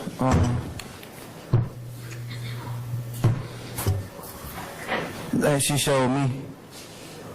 I don't think she showed y'all. I don't know. Okay, but do you remember it being 25 UB? Wait, I'm wrong. Not 25 UB. I'm going to show you, okay? I'm going to show you the chat. Tell me if you recognize it. Yes. There's an Instagram? Yes. Okay. The next one is author 4KT. You see that? Yes. The next one is again under underscore all hundreds, rel. This part right here, I only put this part in because I wanted to ask y'all a question. Is 4K Tay, was that Tay? The same Tay from Woody, or is that a different Tay? For those with the inside plug. Dated the same date. That boy take a punch in the head, it's over. You see that? Yes. And what, if you remember, is that referring to?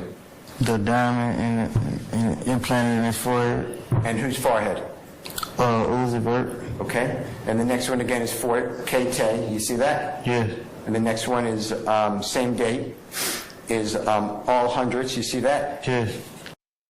All right. Yes, sir. Okay. All right. Thank you, Sergeant Ingram. All right. Good morning, Mr. Bronx. All right. Ladies and gentlemen of the jury, good morning. Good morning. All right. You sound really good. I almost hate to tell you what I'm going to tell you at this point in time, but as you all know, as with the trial of any matter, things kind of happen. So last night, one of our lawyers took ill, so they're out today, and we're going to reconvene tomorrow morning at 9:30. So that's about the best I can tell you at this point in time. So, sorry we had to get you out in in this weather, and you had to use your boats and pontoons and other flotation devices to get here, but we're glad all of you made it here safely, and I'm going to wish the same for your travels back to your residences. So, ladies and gentlemen, unless you have any other ministerial inquiry of me, it's going to be report for 9:30 tomorrow, and then we'll go ahead and continue with the presentation of the case to you, and the other scheduling that I told you about Friday and next week still stand at this point in time. So anything of me at this point? Williams, to get out his... Objection as to speculation, and it would call for self-serving hearsay. I sustain the objection. You can rephrase, Mr. Steele, or lay a little more foundation. I don't want you to say anything Mr. Williams said. Do you know whether Mr. Williams used social media to try to broadcast his music? Objection again as to speculation. Well, let's see if he knows, and then I'll rule on the objection. Okay. Yes. All right. Okay, that makes sense. Tay who make the clothes, because I was wondering if there was a Tay as in threat, or the one who make or one of the other ones, but the one who make the clothes. Okay, light skinned homie with the little curly hair, right? Yes. Okay. And I'm gonna rule the objection. And with regards to social media, was it more than music? If you noticed, did Mr. Williams also put out videos of himself? Yes. And did he also communicate to people to try to get their attention and to have followers? Objection as to the mindset. I sustain the question. Did Mr. Williams, don't tell me anything about mindset, did he put out also statements on social media to try to get fans? Objection as to the I trust. sustain the question. Did he put out statements on social media? Yes. And did he do all that under the moniker or brand name Young Thug? Yes. And if you know, was Mr. Williams trying to portray a certain type of image on social media? Objection as to mindset. I sustain the question. Do you know if Mr. Williams portrayed a certain image as to himself on social media? Objection. I sustain the question. Did Mr. Williams put forth a gangster rap image on social media? Yes. And do you know whether Mr. Williams had a lot of followers when he did that? Followers on Instagram. Objection calls for speculation. I sustain the If question. he knows. Do you ever see Mr. Williams' social media accounts? Yes. Okay. And do those social media accounts show how many people are following? Yes. And did Mr. Williams, from this conduct, from this entertainment, did it have a lot of people following him? Objection as to compound and... I sustain the question as to form. Did he have a lot of followers? Yes. And were the followers building over time? Yes. And did you notice that it was increasing a large amount? Did you notice? Yes. And did it eventually get to the point that Mr. Williams had millions of followers? Yes. You know how many millions at any given time? I know millions though. I couldn't hear you. I don't know the exact millions, but I know it's millions. Okay.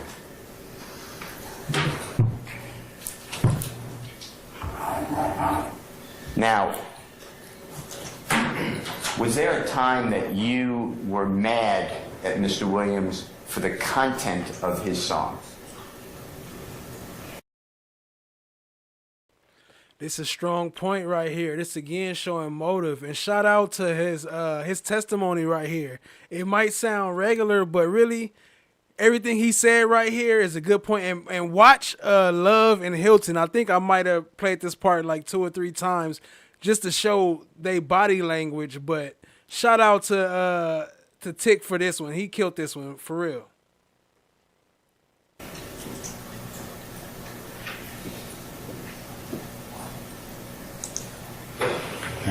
Content of the songs. The lyrics that he used. Yes. Tell the ladies and gentlemen why. He said he was mad at him.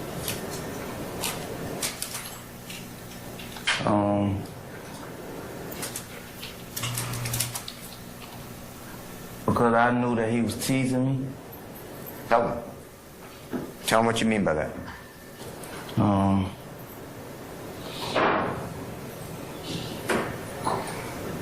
He made a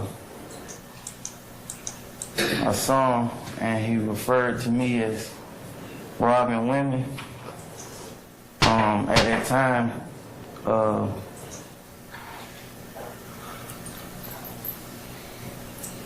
whole neighborhood was poking fun at me for being accused of robbing women because they knew that. Objection as to what the neighborhood. I stand the question. They knew what I was known for, which was setting. I sustain. You can't answer the question. All right. Don't, Mr. Stephens, don't say what other people were thinking. Just say what you were thinking. Why were you mad at Mr. Williams? For even putting that in the song, knowing that it was false.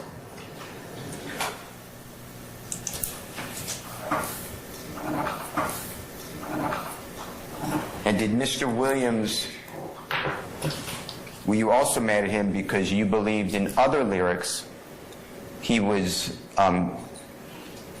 describing things that you did, but taking credit for it?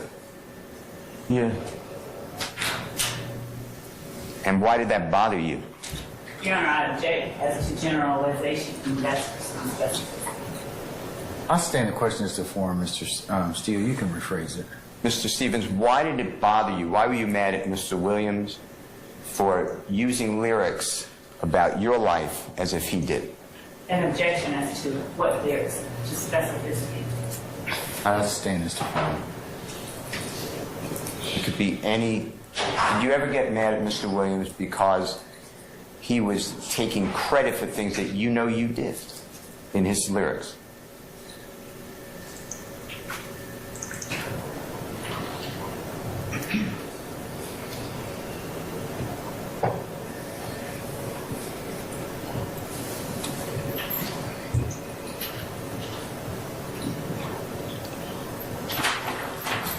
I felt the way. I apologize. I felt a certain type of way. I had a feeling about it. Look at love. I object as to non-responsive, we don't know. I sustain it. Just rephrase or redirect him, or refocus him, I should say, Mr. Steele. Instead, because he was taking credit for things that you know you did in his lyrics. Watch love. Watch love. Watch all of them, actually.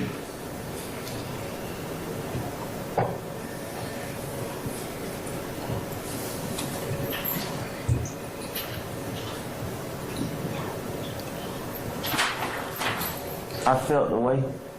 I apologize. I felt a certain type of way. I had a feeling about it.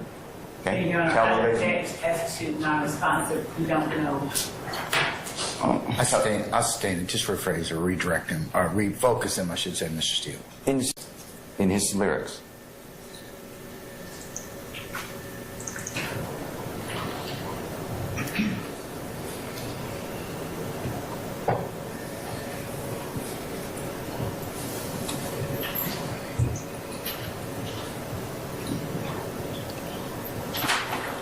All that head bobbing. Everybody who was wondering why they call her bobblehead, that's why. Type of way. I had a feeling about it. Okay. Your Honor, I object as to non-responsive, we don't know.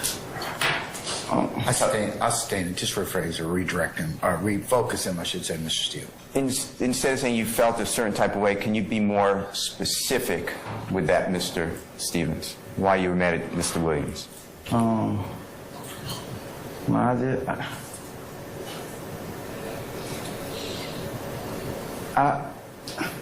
I said I felt a certain type of way. I really can't put.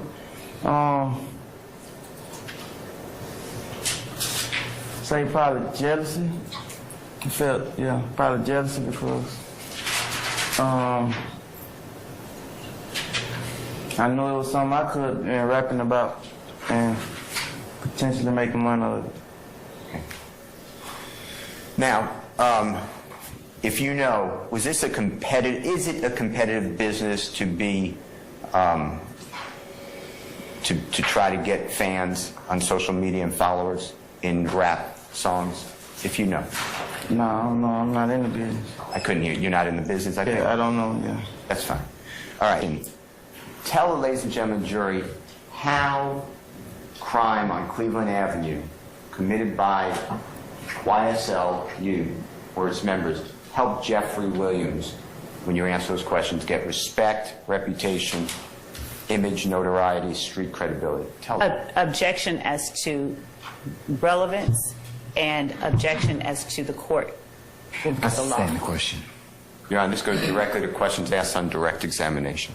Doesn't make them still objectionable, though. So, I'm going to sustain the objection at this point in time. Tell the jury,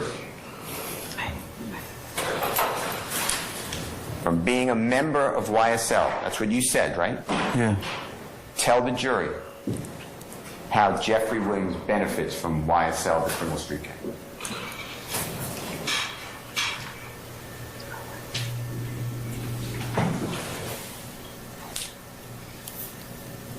He ain't got no benefit. I don't feel like he benefit. He don't benefit. Okay. Now,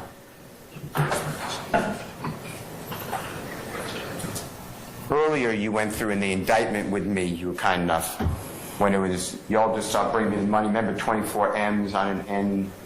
Remember that? And I know what you testified to, the jurors will remember.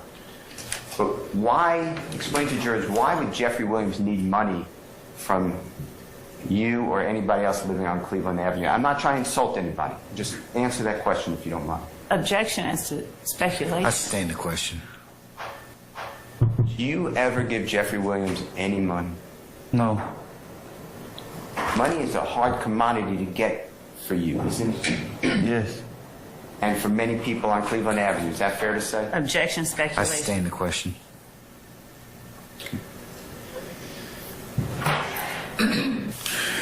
Being upset with Quentin Porter, Boo, remember? And you wanted to separate from Rock Crew. Do you remember that? Yeah. You want to separate from him, Mr. Quentin Porter, right? Yeah. And Jeffrey took on the YSL as his record label to sing about. Is that true? Yeah. As Jeffrey's popularity grew, did a lot of people in the neighborhood start singing and saying we're YSL? Yes. Was there any rule to get into YSL? No. Could Jeffrey, to your knowledge, stop somebody from saying, I'm YSL? No. Could Jeffrey stop someone from putting a tattoo on their face, their arm, their... Objection as to speculation and compound. I sustain the question. Do you know whether Jeffrey could stop someone from putting a tattoo on their body? Objection as to speculation. Still speculation, Mr. Steele. I sustain the objection. Could he stop you from putting a tattoo on your body? No. To dress like Jeffrey, if you know from social media. Objection as to why they would be dressing. Speculation. Let's see if he knows he has any basis. Can you answer that question? Can you say it again? Yeah. My bad. When y'all do that, I lose my train of thought. My bad. That is not your bad. That is me. Mr. Stephens. You see her with the objections, though. Every time something come that you know is about to expose them, that's when she come. Well, she always object anyway, but that's when she jump up like that. Look at her neck poking out. You see her neck? On social media, did you recognize people dressing like Jeffrey as his popularity grew? Yes. And that's outside of Cleveland Avenue, right? Yes. And do you know from social media, people outside of Cleveland Avenue, outside of our country, tattooing YSL on their bodies? Yes. And putting Jeffrey's face tattooed on their calves?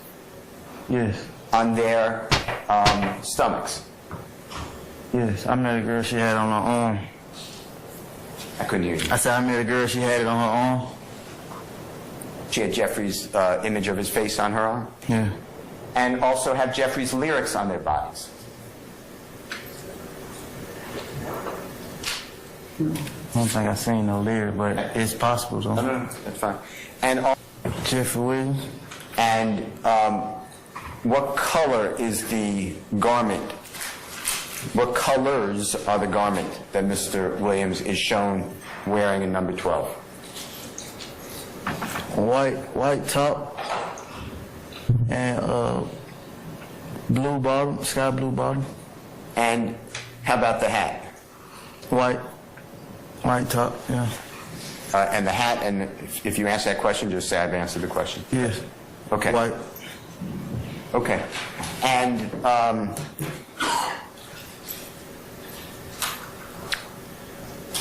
how would you describe, if you could describe that garment? Would you say that that's a dress? Yes. Okay. And how many entertainers did you know at the time, male entertainers, were wearing dresses on their album covers? Relevance and just relevance. One other question. I'll sustain the question. Did you ever see another album cover with the entertainer in a dress who's a man? Objection, Sustained. How about the necklace? Do you see the necklace or the necklaces on Mr. Williams? Yes. How would you describe how many necklaces do you see?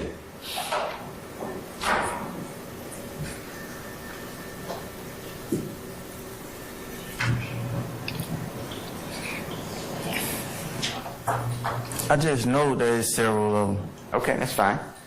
And would you describe the top two necklaces as tight around the neck? Yes. Do you remember which album this is from, the album cover?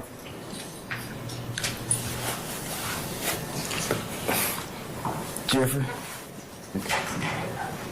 At what time or what year is it that the imagery in Defendants Exhibit number 1 reflect? What year is it that you're talking about that it accurately reflects? Do you know? What year this picture was taken? Yeah, yes. No way. When you were asked by Mr. Steele, does it reflect the year that you remember? What did you understand him to be saying? I thought he said that this area, I understood him to be saying that is this how this area look, ever. Ever? Yeah. Okay, at what time did that area look like that?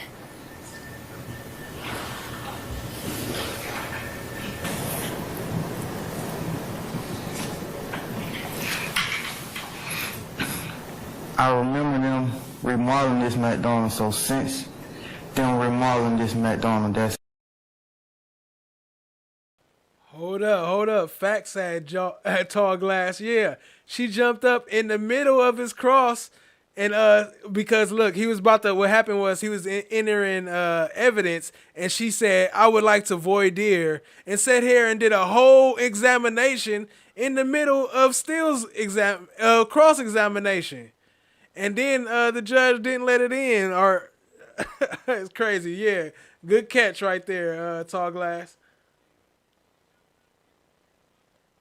And around the time, no exact year, just do you have any frame of reference to tell me when they remodeled that McDonald's?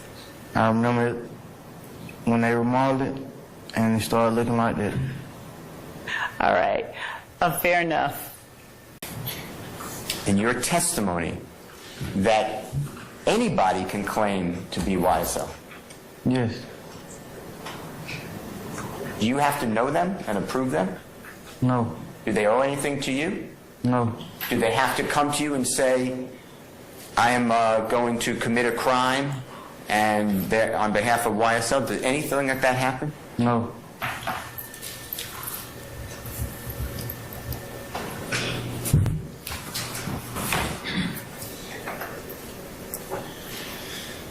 Okay. With regards...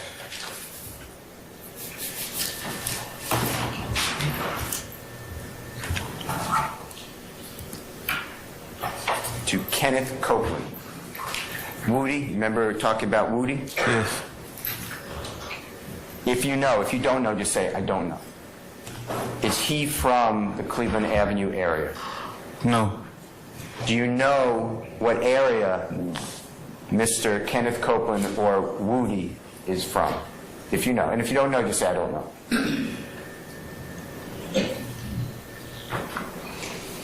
I think from Mechanicville. Or Carver Homes, one of them. Carver Homes. Carver Homes? Yeah. And when you say one of them, what was the other one? Mechanicsville. Or Mechanicsville? All right, Julie asked me to rewind it, and since she one of my biggest supporters and I appreciate her so much, I'm going to run that back for y'all a little bit so we can see what happened, because I see it, somebody else said they missed it too. So I'm going to run that back a little bit. Appreciate y'all being here. Yeah. I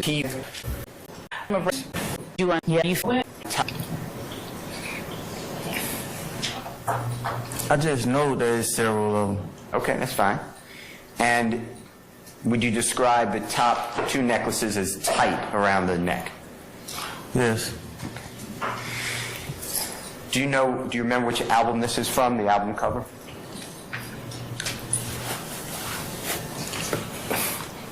Jeffrey. At what time or what year is it that the imagery in Defendants Exhibit number 1 reflect? What year is it that you're talking about that it accurately reflects? Do you know? What year this picture was taken? Yeah, yes. No way. When you were asked by Mr. Steele, does it reflect the year that you remember? What did you understand him to be saying? I thought he said that this area, I understood him to be saying that this how this area look, ever. Ever? Yeah. Okay, at what time did that area look like that?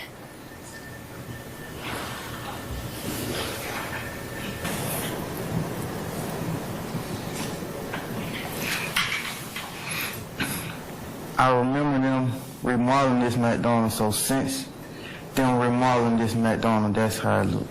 And around the time, no exact year, just, do you have any frame of reference to tell me when they remodeled that McDonald's? I remember it when they remodeled it, and it started looking like that. All right, fair enough. In your testimony, that... Why the hell is she laughing? Like, all right. Let me not do that. Anybody can claim to be YSL. Yes. Do you have to know them and approve them? No. Do they all? My bad. I cut out the voir dire part. It wasn't that much, but it's there. He wanted to bring in the picture about the McDonald's picture, but she was asking when was the picture taken, and I don't know. I was trying to focus on the cross exam, so I cut out most of love and all that. So my bad, but it's in there somewhere. Anything to you? No. Do they have to come to you and say... Trial Day 17. That's why I got the days there, so y'all can go check it out. I am going to commit a crime, and on behalf of YSL, did anything like that happen? No.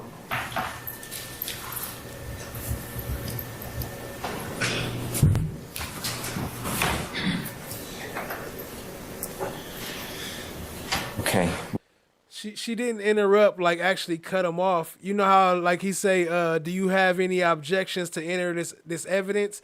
And she said, yeah, I have an objection. I would like to voir dire or whatever it is before we enter this. And then she did that, and he didn't let it in. But I skipped past most of their parts though, because it was already long. Appreciate y'all being here. Hit the like, hit the subscribe, tap in, share with a friend. With regards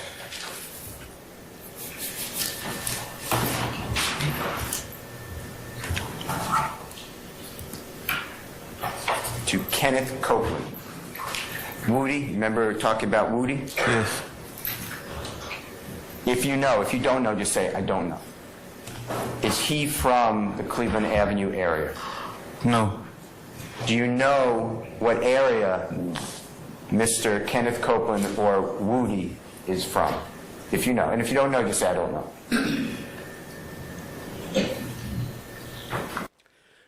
Hold up. Julie said pop-up voir dire. Is that allowed?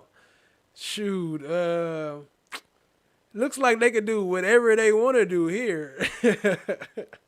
They allow whatever they want. They make their rules up as they go. I think from Mechanicsville.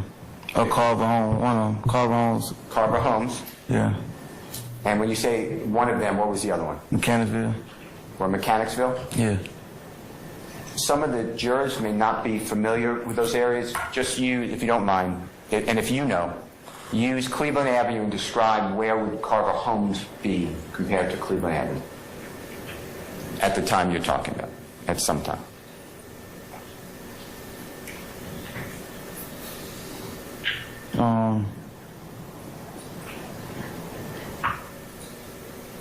Both of those places probably 15-minute driving distance. From Cleveland Avenue? Yeah. And if you know Carver Homes and Mechanicsville, how close are they to each other if you can orient the jurors to that? If you know, and if you don't know, just say it, I'm not sure.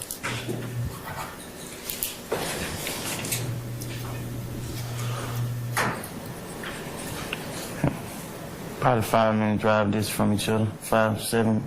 You said 5 minutes approximately? Yeah. Okay, and you're approximating, right? Right. Okay. When is the first time that you remember meeting with Woody? Like, my word would be hanging out with. That may be a bad term, but if you know. And if you don't know, say, I don't.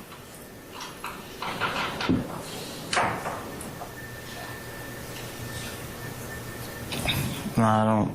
Okay. Okay.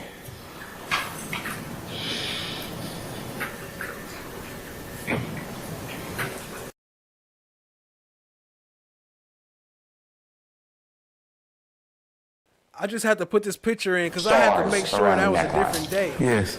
And that's another day they was hiding too, but I found it. How many stars do you count? 5. And how many points are on the stars? 5. And what color are the stars? And there may be multiple colors. You can name them all if you want. But what's the predominant color, if you think there is one predominant? Red. All right. Now, this gentleman is an entertainer. Is that fair to say? Yes. And by entertainer, he does movies, right? Yes. He does social appearances like you went to go see him at he wasn't performing, but he's just appearing at a club, right? Yes. He does clearly music, fair to say? Yes. And he's one of the icons of music, is that fair to say? Yes. And he's been like that since he's been a child. Is that true? Shout out to Julie Horn, Ayana, and Tall Glass, all Cali babies. Well, guess what? I'm a Cali baby too. I don't live in Cali no more. I'm in AZ now, but I am from Cali. So shout out to Cali. Yes. And he's still like that today? Yes. Born and raised. And do you know, if you don't know, that's fine, but do you know that he was born in the early 1980s? I don't know the birthday. Do you know if he's older than you? How about that? Yes. Okay. Do you know if he's older than Jeffrey? Yes. All right. Yes. Okay. When he has these stars around his neck, he also sings in some songs about gangs. Is that true?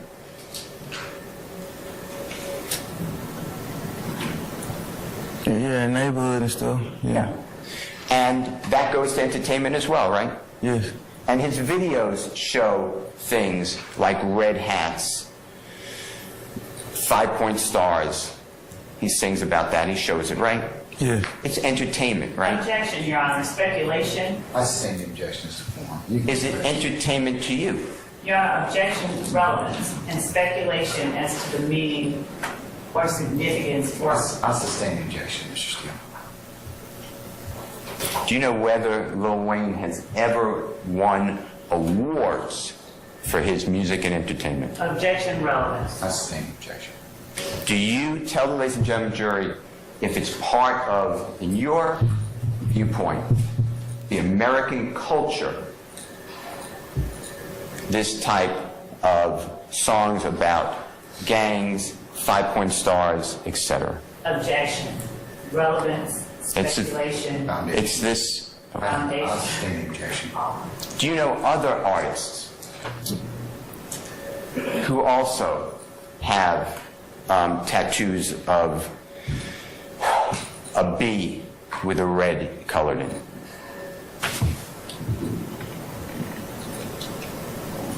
Yes. Do you know other artists?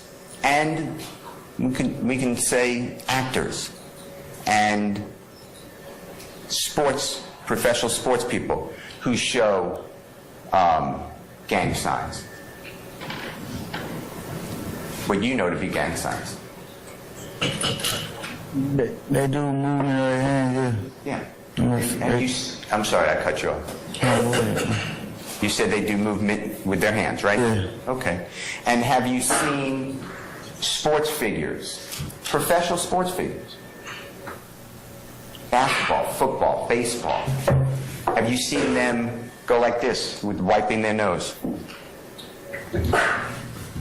Yes. On national TV? Yeah. Have you seen at the Super Bowl performers playing and doing C's for the Crips? Objection. I stand the objection. The West Coast, yeah, shout out to the late night crew. Appreciate y'all being here. We got LeBron James coming up. We got some Snoop Dogg coming up. What? Dr. Dre, I think he making a little special appearance. Have you seen tennis players? Do you know who Serena Williams is? Yes. Have you seen her at Wimbledon doing what's called a crip walk? Do you know what a crip walk is, first of all? I don't watch tennis. Okay. All right. Thank you, Mr. Kokomo. Interest is gang culture promoted via entertainment? Yes. You ever hear of the expression a studio gangster? Yes. Tell the ladies and gentlemen jury what that means.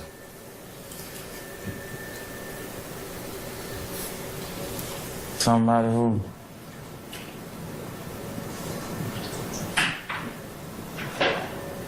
rapping about, we're in the studio talking about gangster stuff.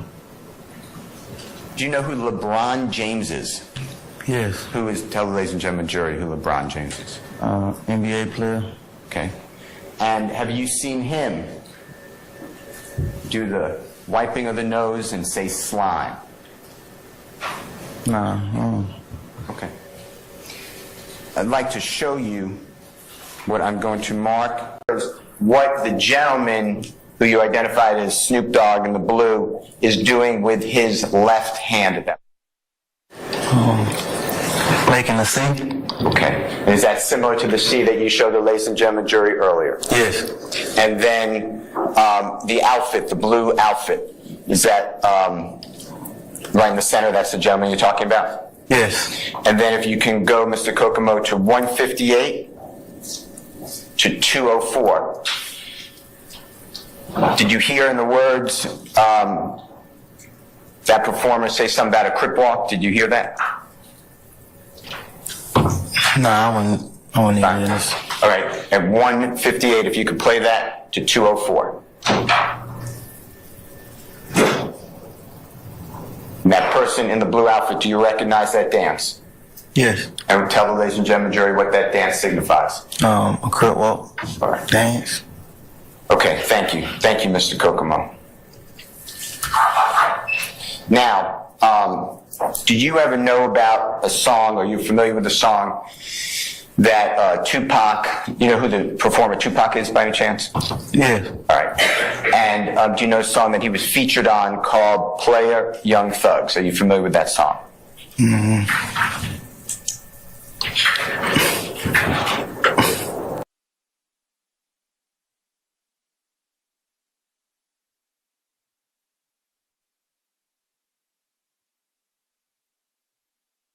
Person who's going around the circle of Mr. Williams, number 15A?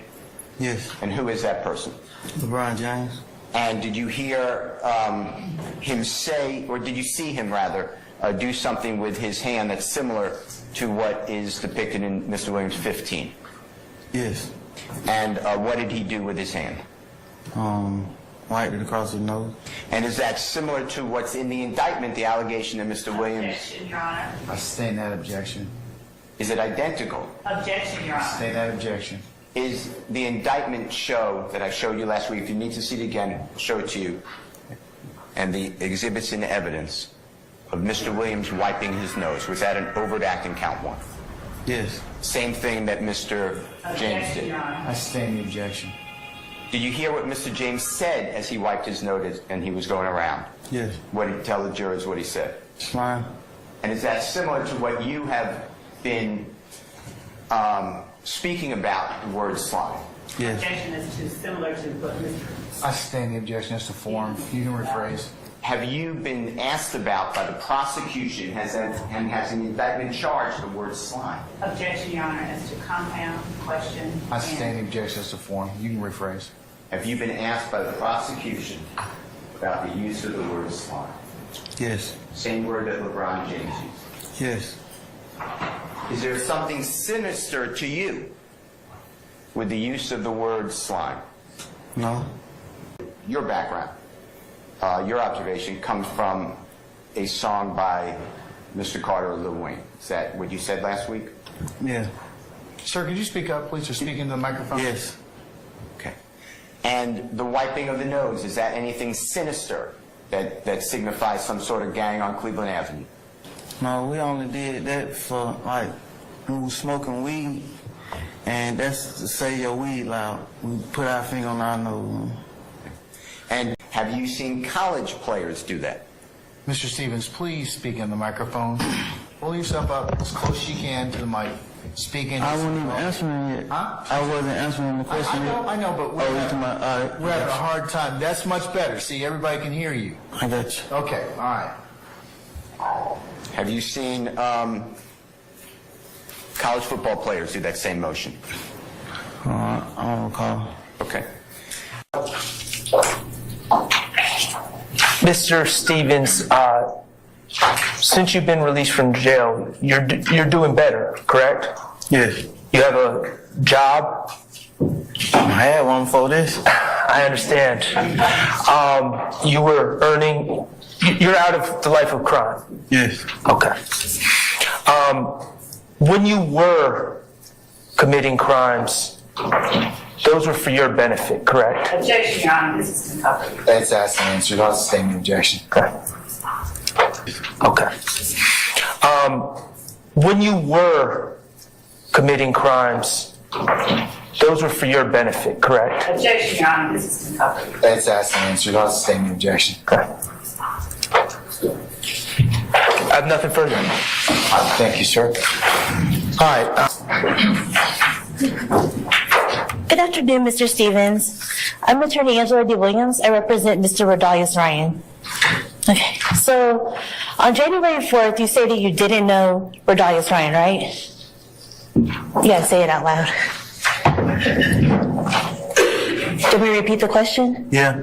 Okay, so on January 4th, you say that you didn't know Mr. Ryan, right? So I ain't knowing that well. Okay, so you never hung out with him in the neighborhood? No. You never called him? No. You never DM'd him? No. You don't know him personally? No. I have no further questions. Thank you. All righty. Nowhere to drive.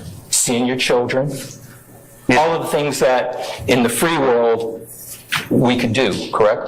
Yes. Right. Now, your lawyers filed a motion for bond on your behalf, right? Yes. And there's at least one or two motions for bond that was filed, right? Yes. And when your lawyers filed that motion for bond for you, they told the court that you had turned yourself in, correct? Yeah. They told the court that you had entered a plea back in 2015, correct? Yeah. And that you had done your time, right? Yeah. They told the court that you had lived... I object to getting in with the lawyers. What's the basis, ma'am? Okay, all right. I'm over it. Thank you. Mr. Stephens, do you remember the last question? There you go again. Okay.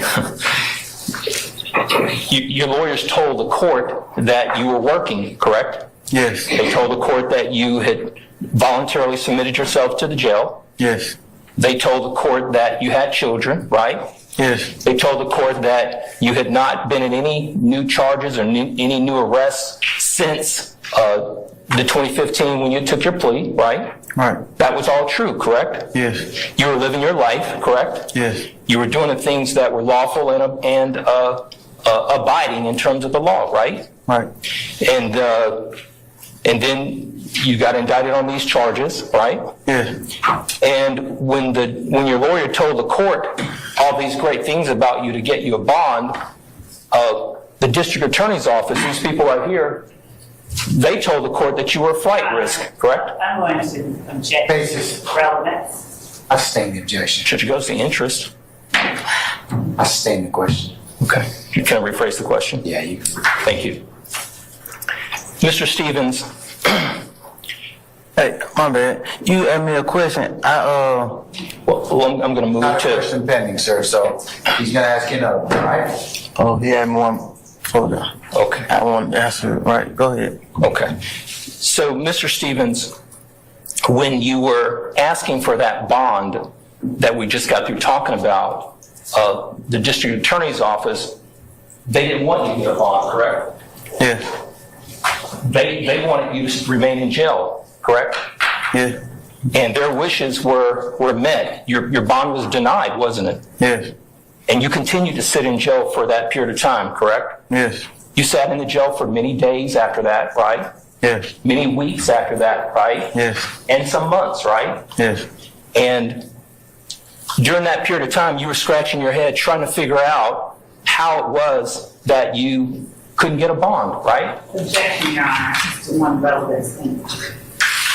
Yeah, I sustain the objection to the formal question. Now, Mr. Stephens,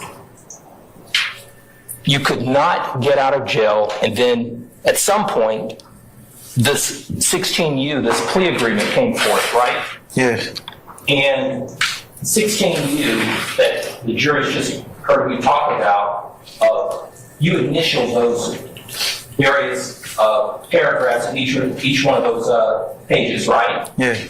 And I want to take you directly to 16U to paragraph 14 in the factual acknowledgments. Can we go there? Yes. Now,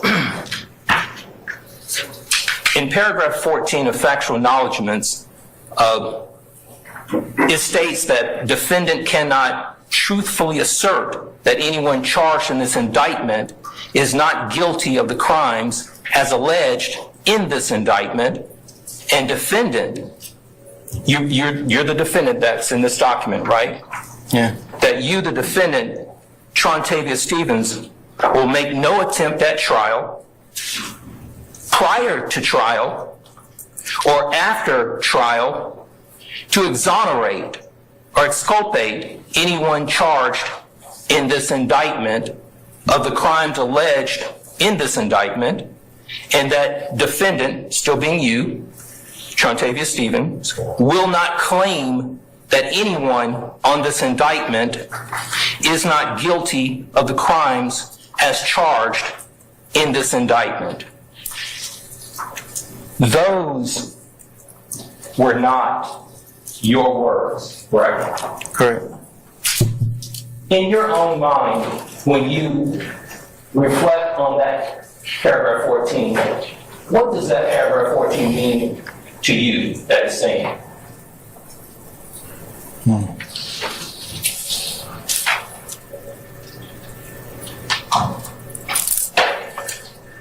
I can't say nobody guilty or not guilty. That you can't come into this courtroom, and that you can't come into this courtroom and say to this jury that anyone in this courtroom, anyone that's sitting in this courtroom as a defendant, you cannot tell this jury, even if you knew that they were not guilty. Mischaracterization. I sustain the objection. You can't come into this courtroom, Mr. Stephens, and you're not allowed, you're prevented from saying that anyone who's charged is not guilty, correct? Yeah. And that paragraph says that you cannot truthfully say it, even if you wanted to say it, correct? Yeah.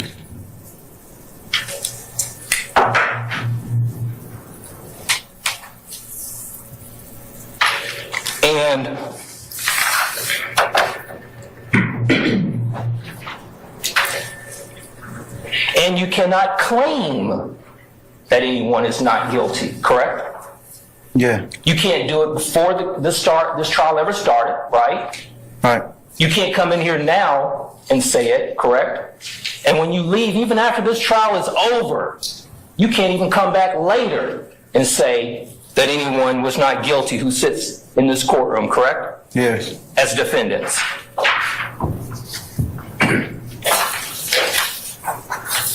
And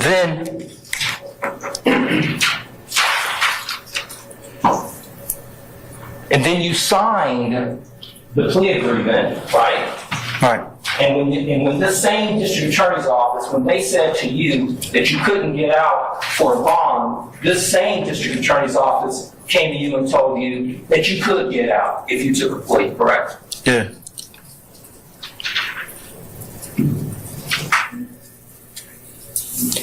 And that was within the span of you being in custody for 7 months, right? 9, yeah. 9 months.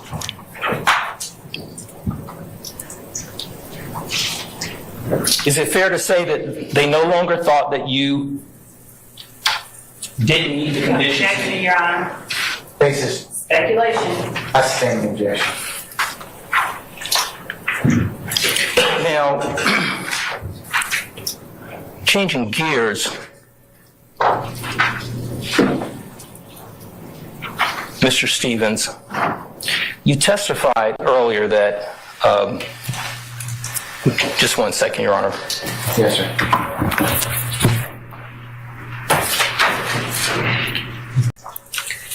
And Mr. Stephens, Mr. Huey, I think you testified that you knew him from playing basketball at the court. Is that right? Yes. Okay. That was pretty much it. Is that right? Yeah. Thank you so much. That's normal. My name is Doug Weinstein. I'm one of Diamante Kendrick's attorneys. I believe that you testified that you met Mr. Kendrick in elementary school. Is that correct? Yeah. Elementary school. You didn't see Mr. Kendrick again until around 2012. Is that right? I know you're not necessarily good with years. Yeah. I think I seen him after I got out of prison. And Mr. Kendrick was not a member of Rock Crew, correct? No. Mr. Kendrick wasn't raised on Cleveland. No. Your plea deal doesn't mention Mr. Kendrick's name at all, correct? Yeah. Okay. When you were selling drugs at 221 Cleveland, was Mr. Kendrick there selling drugs with you? No. And when you were selling drugs at 151 Cleveland, was Mr. Kendrick selling drugs? No. You testified about the Web, 2531 Brownsmill Road. Did you see Mr. Kendrick at the Web? No. Are you aware of Mr. Kendrick being at the Web? I don't recall, no. Okay, I have no further questions. Thank you, Your Honor. None? How did you all decide who would or could be a member of Young Thug's? Nobody ever did.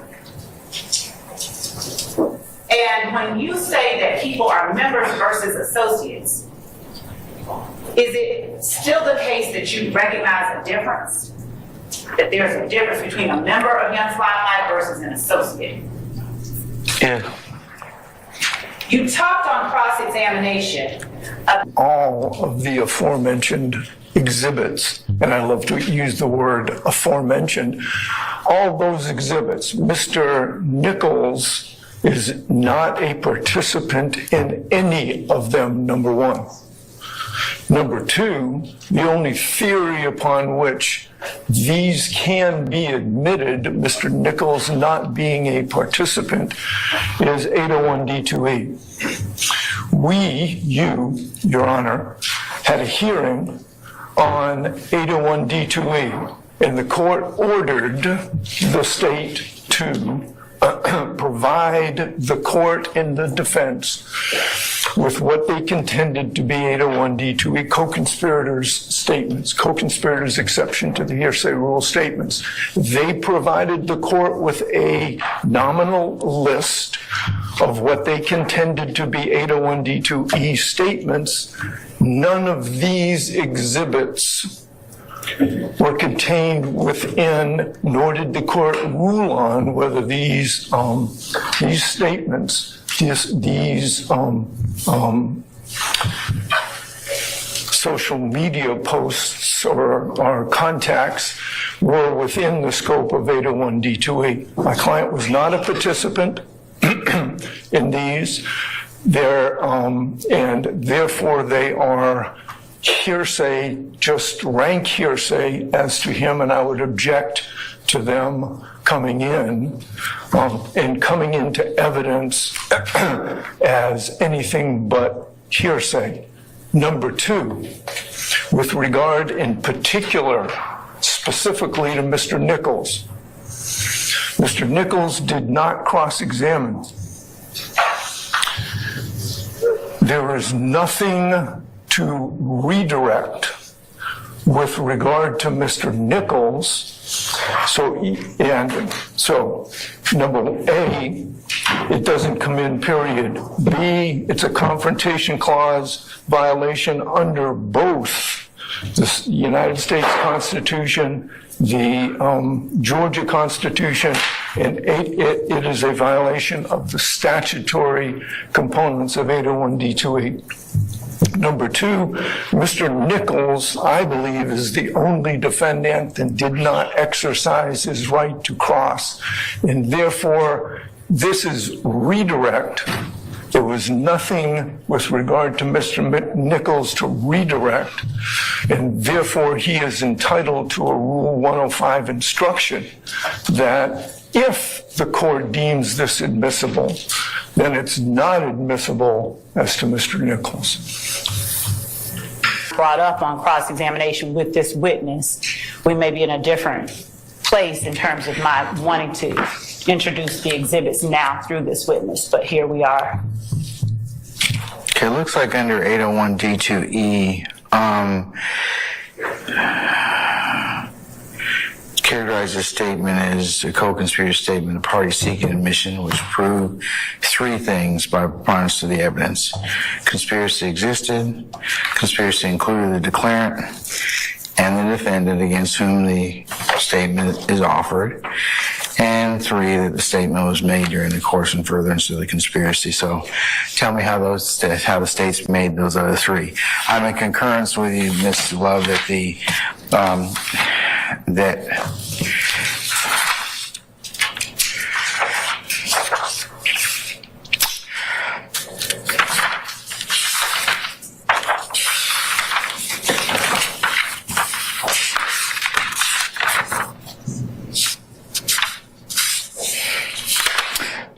statements under 801D2E are not testimony for purposes of analysis under Crawford versus Washington, and such are not barred from admission by the Confrontation Clause. So I'm okay with that, but over Mr. Harvey's objection, of course. But what about the first three predicates?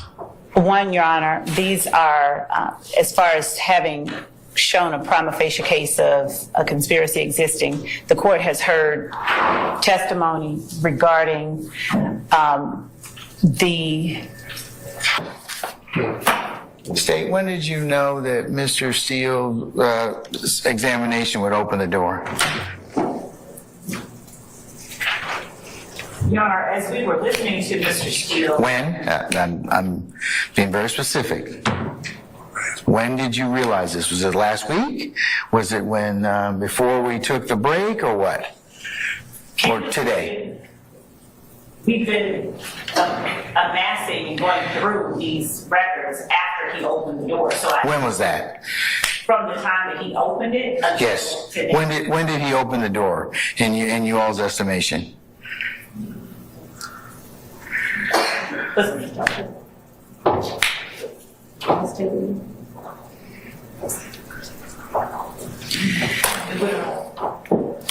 We began looking back through them, I would say, at the end of day on Wednesday or Thursday, whenever the last day was we had court, we've been looking back through them. Okay. I don't have any issue with making evidentiary rulings, as you all know, and the threshold thereof. But it would have been nice for me to consider this prior to this. I mean, or see, because I have some options with our jury. I don't like our jurors sitting around for hours on at a time for us to be able to ponder these kind of issues. They're important for all sides, but having them sit there waiting on us is what, you know, I have heartburn as a jurist of many years and also debriefing jurors. So, you know, I could have, here's my teaching point. I could have told the jury not to come in for a period of time. We could have taken this up better part of the morning or whenever, and then they could have done some other things. But I don't have any way of explaining to them now, you know, or attributing fault. I'm not attributing fault to anybody, but do you understand what I'm saying? Everybody, I've told this to everybody. A forewarned judge is a happy judge. We are, because then we get a chance to plan our time.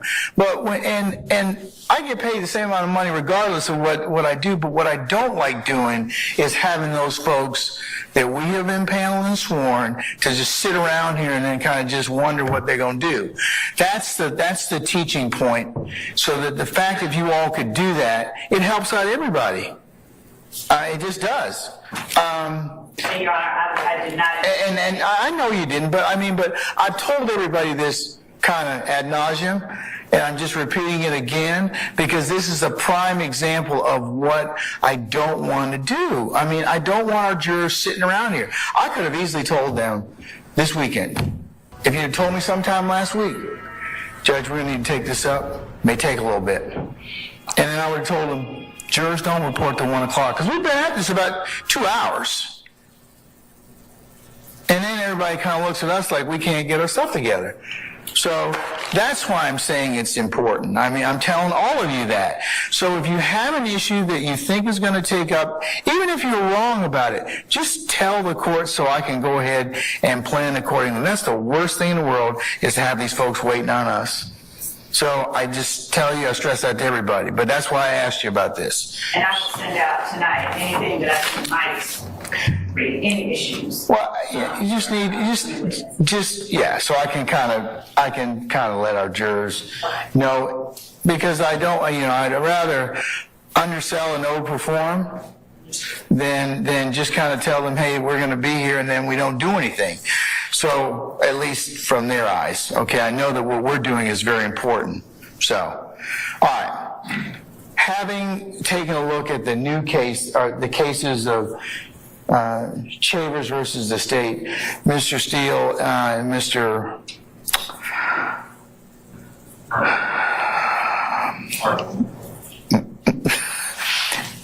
and Mr. Sharp, and others who have joined in this motion, I'm going to overrule your objections, and I'll permit the state to admit the aforementioned exhibits. Happier is that I can actually get a chance to read these cases and make the best ruling I can, and not keep changing my mind because there's another case that kind of comes up and I haven't considered everything in its totality and perspective. So that's the other reason I would ask that you try and give me as much heads up as you can. Okay? So I'm going to continue your objection, Mr. Harvey and Mr. Sharp. Does anybody else wish to be heard on this issue? I don't need to be heard, except the Glanville court has mentioned that I opened the door, and I never said it except for Mr. Williams. Cross-examination, every one of my questions was, does this show Mr. Williams furthering any type of criminal street gang activity? I never put anyone else. I just wanted to make that clear that the record is not clear at this time. Madam? Judge, those types of questions get into what everybody else is doing on the thread and what is happening, just because Mr. Steele prefaces his questions with, as it relates to Mr. Williams, doesn't change the fact that they are all alleged co-conspirators and they are participating in these various conversations, and that the content of these various conversations thereby shows an element of count one, or two elements, actually. All right. Yes, you may, sir. Be very clear. When the state says that they are participating in these conversations, They being the co-accused in this case? Still, well, because they're just saying they, and I think it's very clear. If they're saying participation in the conversation is proof of something, Mr. Stillwell is not participating in those conversations. Well, that's your assertion, and that's the state's assertion. That's the issue of proof at trial. But what they're saying is the records seem to indicate that there's some evidence or allegation of participation. No, Your Honor. There's no state has never said there's any evidence of participation by Mr. Stillwell in these communications. And I don't believe Mr. Stillwell is the only person that's sitting here. Well, remember, there's other, I can consider also, and the jury can consider other ancillary facts that have been already established or will maybe established later. So I'll note your objection for the record, sir. Okay, hold on, you two. I gotta talk to Mr. Weinstein, then I'll acknowledge you next. Okay, all right, Mr. Matthews and Ms. D. Williams, you'll go next, okay? Go ahead, sir. Yes, Your Honor. 35U, I just want to be clear. Is that the Instagram post from Martinez Arnold? This is not the appropriate witness to testify regarding 34U. This is an Instagram post by Martinez Arnold. And let me back up. Listen, the ones I just mentioned, 21U, 22U, 24U, 25U, 25U Bravo, 31U, 32U, 33U, 34U, and 35U still need foundation. Okay, thank you. So preliminarily, the arguments that you're making, I'll note them for the record, and I'll say that they're continuing, but she being the state hasn't laid the foundation quite yet. Thank you, Your Honor. All right. Report what it is. How long is it? It is a 28-minute video of the defendants. Not served in discovery, and I'd like to review it. I've never seen it. Every person in here was present when it was filmed, so I'm like, When it was what, I'm sorry? filmed. That is not true. And Your Honor, I would just like to show the court what it is, rather than post. Okay. I'd like to look at it. All right, you can, but I'm gonna look at it and see what other action I need to take. If anyone wants to come up, that's fine. Is that your only objection, Mr. Chair? Yes, I have not seen it. I'd like time to see it. It's not the official record. I don't know where it came from. To my knowledge, no one was here when that happened. 0 people. What Ms.love said, I were there. Okay, all right. Your Honor, 28 minutes and 44 seconds. And Your Honor, if the court would like, I can state for the record what it is, since I'm asking that it be in. I would have checked. Can you all come on? I'll take one representative. One representative, please. It's one that somewhat similar, but I don't think this specific location has been seen. And then 29 is a picture. While they whispering, I appreciate y'all being here. We almost up out of here. You know what I'm saying? Appreciate the love. Hit the like. Hit the subscribe if you're new. Tap in. I really got out, but my door was open to get out. And I was reaching for my purse. And I happened to just hear a person say, just get out and say, give me your purse and give me your keys. And it happened so fast, but I was able to hear that person say what they said. And Ms. Dixon, I'm published in State's Exhibit 70. Yes. Where would your spot where would Ms. Hill's arm? His hand out, so I assumed that he had a gun because she was so nervous and she just started crying. Who was the objector? I'm sorry. Okay. I was waiting. All right, thank you. I'll send you, Jason. Ms. Dixon, when... All right, ladies and gentlemen, disregard the last statement in regards to I thought. Okay? All right.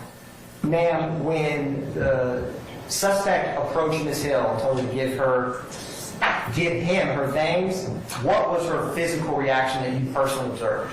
She was so nervous and frightened to the fact that when she came, she just walked close. By that time, they had got her car. That person had got the car, and the other car went behind that car. And she walked up to me, and she was shaking so bad. She was just really upset and frightened. Right. My name is Keith Adams. I represent Mr. Williams. Do you know who Jeffrey Williams is? I do. Okay. You see him in his courtroom, right? Yes. All right. Do you know him as an entertainer? Yes. All right. It is fair to say, it is true that prior to coming in here today or back in 2016, you have no information, no reason to, you've not been told, you don't have any reason to believe that Jeffrey Williams has anything whatsoever to do with that, what you observed back in 2016. Isn't that true? Objection, Your Honor. Basis speculation. Sustained. All right. Do you have any factual, personal knowledge that Jeffrey Williams had anything to do with that incident that we're talking about from 8 years ago back in 2016? No. All right. So let's start there. You were unfortunately a witness to a carjacking back in May of 2016 that you just talked about, true? Yes. You lived at that location. You, if I heard you correctly, you had gone about essentially your regular day's business. You'd done some running around, you dropped off your child, you picked up your child, and you came back home, true? True. All right. Taravia Hill is your neighbor. That's the woman who, unfortunately, was the victim of that robbery, right? Yes. And you come back, you don't expect, and you're certainly not anticipating that you're going to see anything like what you saw on that day. Correct. You pulled up, and I know you described a little while ago where you were parked and where Ms. Hill's car pulled up, right? Yes. And another car pulls up, blocking her car in. Yes. That car has multiple individuals in it, as you described, right? Correct. I think the words that you used were, they were kind of crowded up, or it looked like more people than should have been in that car. Yes. Okay. Someone gets out of the back of that vehicle, the back driver's side of the vehicle, right? And that is the person that you saw go up to Ms. Hill's vehicle. Correct. You'd never seen that person before. Never seen that person. Looks like a young person. Yeah. All right. Yes. African-American young man. Yes. Okay. You didn't see a gun or anything like that in the person's hand. It was something there because it frightened her so bad that she literally just was shaking. Okay. Could have been, but you didn't actually see, you didn't see a gun in that person's hand, right? It's been so long, but I can't say I didn't, but I can't say there was one there. Okay, all right. And in fact, I'm going to jump forward a little bit. You actually gave a statement to the police on that day, didn't you? I did. Okay. Now, you're watching this unfold, and you see Ms. Hill get out of the car, and this guy go up to her and demand her keys in her car, right? Correct. All right. There are a bunch of guys in the other car, the car that pulled up, but none of them got out. No, only one person got out. And let me back up and correct myself. I said a bunch of guys, a bunch of people. Yes. Right? All right. And you were not able to see with any certainty, specificity, you can identify the descriptions of the people in that car. No. Okay. I'm going to go out on a limb, and you tell me if I'm right, that you're a pretty observant person. I am. Okay. You're attentive to detail, I would guess. Is that Yes. right? Okay. And so you see this young guy get out, take Miss Hill's car, and he drives off in the car. He had to wait till the other car he got out pull off first, but he did drive. And then he followed that car out. Yes. Obviously and understandably, Miss Hill and her child appear to be pretty shaken up from what had just happened, right? Correct. Right.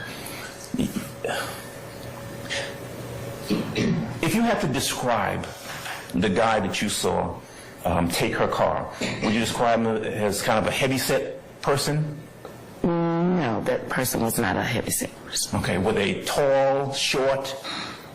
Medium, maybe about 5'9". Okay. Wasn't too short. Okay. So 5'9"-ish, brown complexion, light complexion, if you had to... That was a brown complexion. Okay. All right. You'd never seen that person before. Right. You never saw that person anytime after that? No. Okay. You spoke to the police on that day. Correct. And you gave them a statement telling them exactly what you saw. Yes. What you told them, I would guess, and again, as always, you correct me if I'm wrong, is exactly what you've just told this jury today, what you saw, right? Correct. Okay. There was no point... Oh, before I get there, you didn't see either the person getting out of the car or anyone in the car. You didn't hear them say anything specific other than the guy who said, "Give me your keys, give me your car." Correct. Okay. No one else said anything. There wasn't any yelling back and forward from the guy who was doing what he was doing to the guys in the car? No. Okay. You didn't see anyone making any gestures or throwing up any signs or anything like that? No. Okay. What you were observing, and I hate to say it, but was kind of, ordinary is not the right word, but it was a carjacking. You saw someone being carjacked, right? That's what I saw. That's the crime that you were observing at that point. At that point. Right. A singular individual, correct, with other people in the other car, taking that woman's car. Correct. No indication as to what it was about other than a car theft, right? That's all I thought that day. Okay. Now, moving forward after you speak to the police, correct, were you ever contacted at any time after that? Now, we're talking, this is 2016, May of 2016, right? Correct. Were you ever contacted any time after that by the police to show you a lineup or to come make an identification or anything like that? No. Okay. Were you ever contacted by the police at any time after that to give any further statements or any addendums or additions to your statement? Anything like that ever happened? No. Okay. Did you ever have to come to court? Besides today, were you ever called upon to come to court for any sort of testimony or anything like that? This is the first. That was the first. Okay. So if we're in 2016, right, for the incident, and today we're in 2024, is it fair to say that the first time you hear anything about this incident after 2016 is what, maybe a couple months ago, a couple weeks ago? Yes. Okay. I'm going to presume, and again, correct me if I'm wrong, you get a call from the DA's office in regards to what you saw back in 2016. Correct. Okay. You don't know anyone in this courtroom, do you? No, not personally. Okay. You don't have any personal knowledge, you yourself, personal knowledge that anybody sitting in any one of these seats, anywhere in this courtroom, had anything whatsoever to do with what happened in May of 2016, do you? No. All right.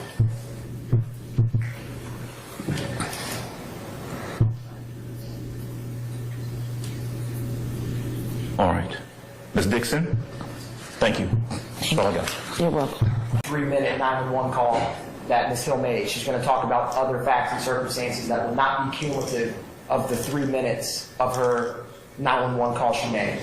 I'm sure there's other stuff she'll be testifying because she was a victim of the robbery. That's fine. But in terms of, I made this call to 911, this is what I said to them, she finally testified to that as well. So then why would we need the 911 call to be played unless it's for some specific purpose outside of what she said in the testimony. I mean, is it going to be a prior inconsistent statement or a prior consistent statement in advance? That's not necessary. Your Honor, if I may? Sir. Is there an objection to the 911 call, or is there not? I think you heard that yes, let me address the court. Yes, there's an objection to the 911 call being played at this point. If they intend, as they've said, to have ThReAaTt Hill come in and testify about that. Shout out to Shot Diggy. Appreciate that, family. The call that she made. It's simply unnecessary to play it at this point. There's no purpose to it. Your Honor, if I may, what is the basis of the objection so the state can adequately respond? Judges? Sit down. You jumping Mr. Steele. You ain't even on the floor yet, okay? All right, well, you just wait your turn, okay? All right. Improper bolstering.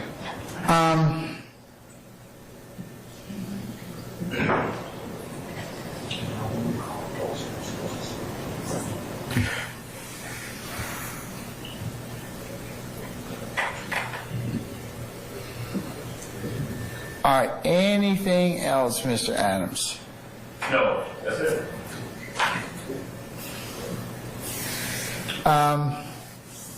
Okay, Mr. Steele, you're next.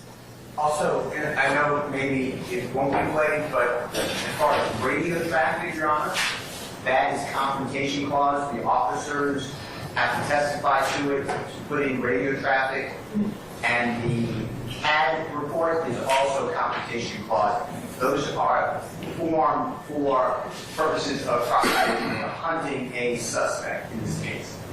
Both the CAD report and the traffic between officers. So I will join Brother Adams, but I'm adding to it. Okay, now, Mr. Matthews, Senior. Attorney Adams covered improper bolstering. The 911 call that comes in, it's going to improperly bolster the witness's testimony when she comes in. Well, here's what you could do. Ms. Latners could introduce this foundation. You could have authenticate the documents, and you could have Ms. Hill play it. I mean, because that's her 911 call. What's it going to come in for with the 911 call? Your Honor, the 911 call she makes and the radio traffic that are both being introduced by Ms. Latners, they play off one another because Christian Ettinger was detained. What's the purpose of it? Is it a excited utterance? Is it some type of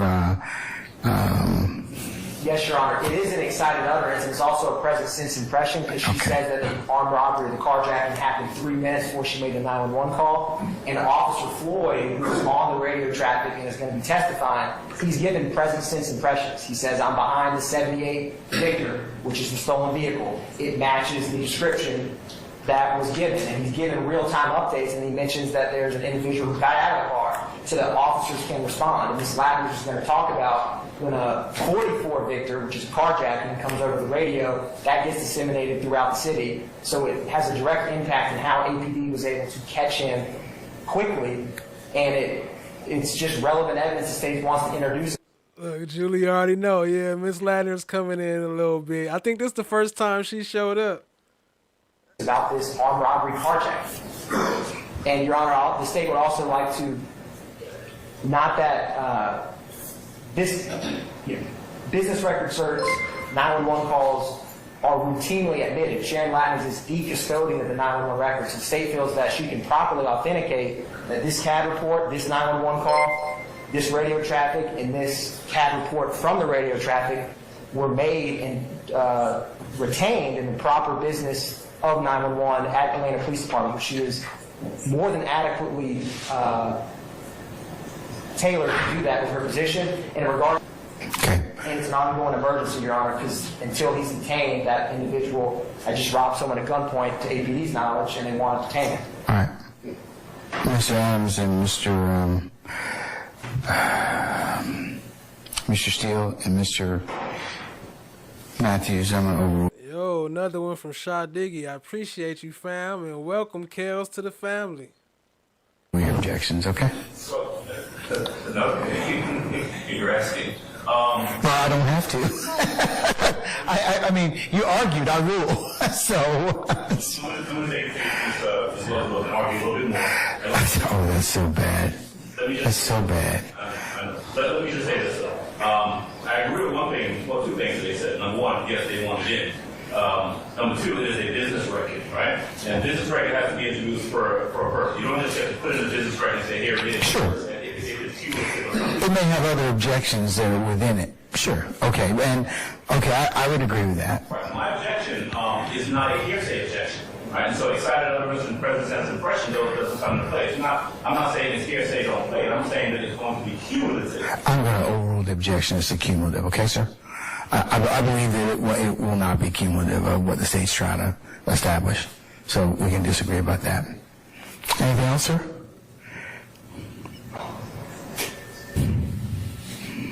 Let me also add on to the argument I had earlier. What I'd also say is that, again, there is no nexus that's been shown and will be shown. As of right now, we've not heard what this armed robbery, what this 911 call has to do with anything in the indictment. Other than it's Act 61, sure, but it is a Act 61 of a RICO conspiracy count that they have to establish or have to make a prima facie showing, as I've indicated before, about the conspiracy, this person's involvement in the conspiracy, and this having to do with the furtherance of the conspiracy. And so, again, there's no nexus. Same objection that I had to the testimony earlier. Yes, sir. And I'm going to overrule it. Okay. All right. Anything else? No, sir. Okay. Anybody else? Your Honor, specifically, Mr. Stillwell, I want to make sure we're joining in with Mr. Adams. All right. So noted, sir. Okay. All right. Let's call Mr. Stephens in and tell him. Did I tell him? No, we have not as of yet. So we probably need to call for our jurors too. So. Objection, sir? Yes, sir. Okay. 61 Victor through 4 Victor admitted, and may be published as you see fit. Thank you, Your Honor. The state's going to publish State's Exhibit 2, Victor. Ms. Latners, I know you testified before. I wanted to ask you about a different day related to this case.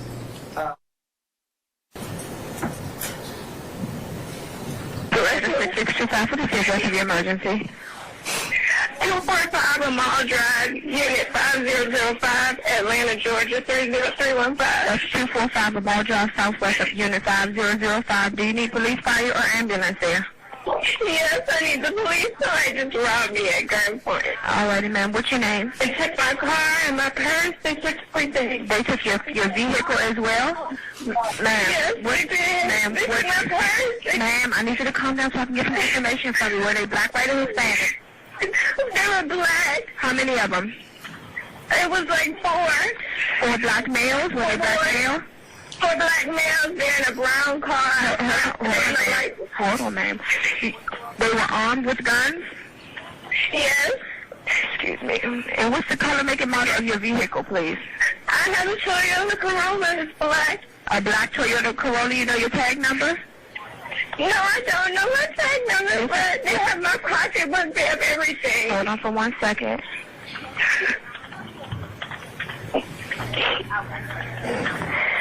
All right, do you remember what color shirt and pants they had on? I know the boy had on tan pants, he had a small afro, one had a black shirt. Wait a minute, he had on a black shirt? Hold on, wait a minute. The driver had on a black shirt. Okay. The driver had on a black shirt. And what color pants? The guy who robbed me had on tan pants. No, wait a minute, the driver. What color shirt pants did the driver have on? I couldn't see the pants because he was the driver. Okay, and then so the one who pointed the gun at you, he was a black male. What color was his shirt? His shirt was a blue jean vest. It was white underneath, and he had tan pants. Blue jean vest with a white shirt and then tan pants? Yes. Okay, when they left, which way did they go? When they pulled out, they went right out of the neighborhood. So right onto a mall. Right on the mall to Pryor or Maple Circle. I didn't even get to see which way they went. How long ago was that? This was literally like 3 minutes ago, 4 minutes ago. Okay. And where are you now? You in the house? Yeah, I'm in my neighbor's house. What's your name?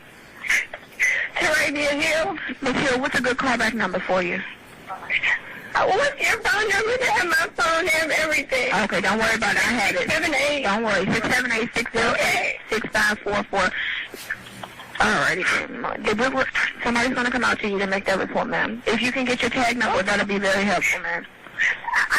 I guess I have to call the license and registration place. No, call your insurance company. They can give you your VIN number over the phone. Okay. Okay. All right. Miss Hill, tell me if you're black. Hello? Yes, I'm black. What color shirt and pants are you wearing? I got on brown pants, like capri pants. Hey, okay, what color is your shirt? It's different colors. A colorful shirt? Okay. Yes. All right, we'll get someone out there for you. Yes. All righty, bye-bye. Bye. Hey, I'm behind the 44V. What's your location? Gonna be, Hughes, Polar Rock, and Bicknell. Polar Rock and...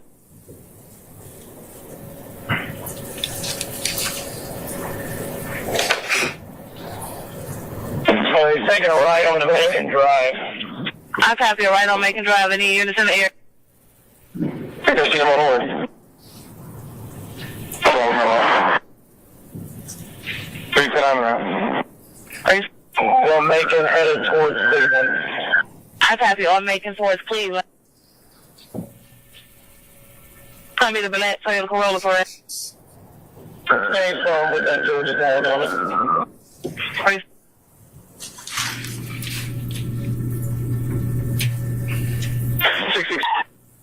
I copy. Yeah, this way. We get perfect set up. Sir Phoenix. He's running back towards Cleveland, radio. Towards Cleveland, and I'm not sure what house it says. Well, Yellow House of Cleveland by Cleveland and Macon. Yellow House, Cleveland and Macon. Same phone copy and route.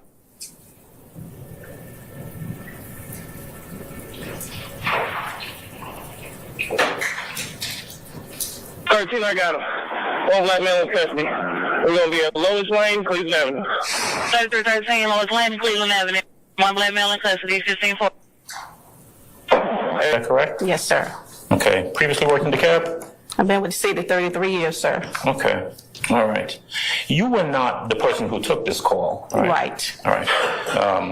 Your testimony is essentially explaining what's on the CAD report and authenticating that 911 call that was made that we heard a little while ago, right? Yes. Okay. You were not tasked with, you weren't involved in this. You didn't have anything to do with the investigation or anything like that. No. Okay. What you know from reviewing the records and what you've been here to testify about is that there was apparently a carjacking that was called in on May the 11th of 2016. Is that right? Yes. Okay. Now, did I write down correctly that the call comes in at about 2:48 in the afternoon? Yes, sir. Okay. And I'm going to jump ahead and then come back because I remember you said something close to the end of your testimony about when it was cleared. You said it was cleared on May the 12th. Is that right? Yes, sir. The next day? Yes. At 6:31 in the morning? Yes. Okay, so help me or help us understand that. Does that mean that whoever was charged with investigating the case noted it as cleared the next day, or what does that mean exactly? That means around that time, the lead officer who handled this report advised his dispatcher that he has code 17. Okay. So that means he has cleared the scene, put him in code 17. Okay. Cleared the scene. The scene of the incident itself? No, whatever he's doing, he can be in his office, he can be a juvenile. Okay. Cleared code 17. Okay. So we know the call came in at about 2:48, right? Yes. We know that sometime shortly thereafter, one of the officers, I guess the one who we heard on the CAD on the radio traffic gets behind that Toyota Corolla, right? We know that, right? Two different officers. Okay. And then we know that at 6:30 the next morning, whoever is in charge of either this investigation or this incident marks it as cleared, right? Code 1723. 1723. Okay. Who's the person that entered that notification that it was cleared? Whoever the lead officer is. Okay. Who was that? It shows 3301 was the person she dispatched the caller to. So that's Officer Nicholas Reed. Nichols Reed, right? Okay. So, tell me if I heard this correctly. The police radio traffic referenced that they were behind a Toyota Corolla, right? Yes. And that then he was in pursuit on foot of a black male, right? In the woods, yes. In the woods. And then shortly after that, fairly shortly, the officer reports that they have a black male in custody, right? Yes, sir. Okay. Is there any information in the CAD or given anywhere in the radio traffic as to the identity of that person who was taken into custody on that day? No, sir. Okay. Is it customary that they would not put that information? Is that something that's disseminated somewhere else? They don't put that over the air, sir. Okay. All right. But it's clear, though, from the radio traffic that somebody, right, was arrested on that day for that carjacking. He advised he had one in custody. Okay.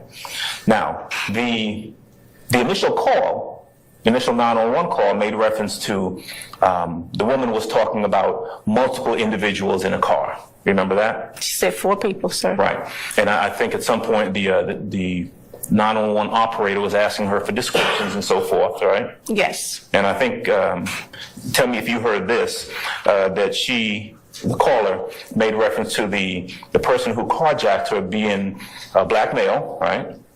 Yes. Dressed in, I think she said, a blue vest with a white shirt underneath. Is that right?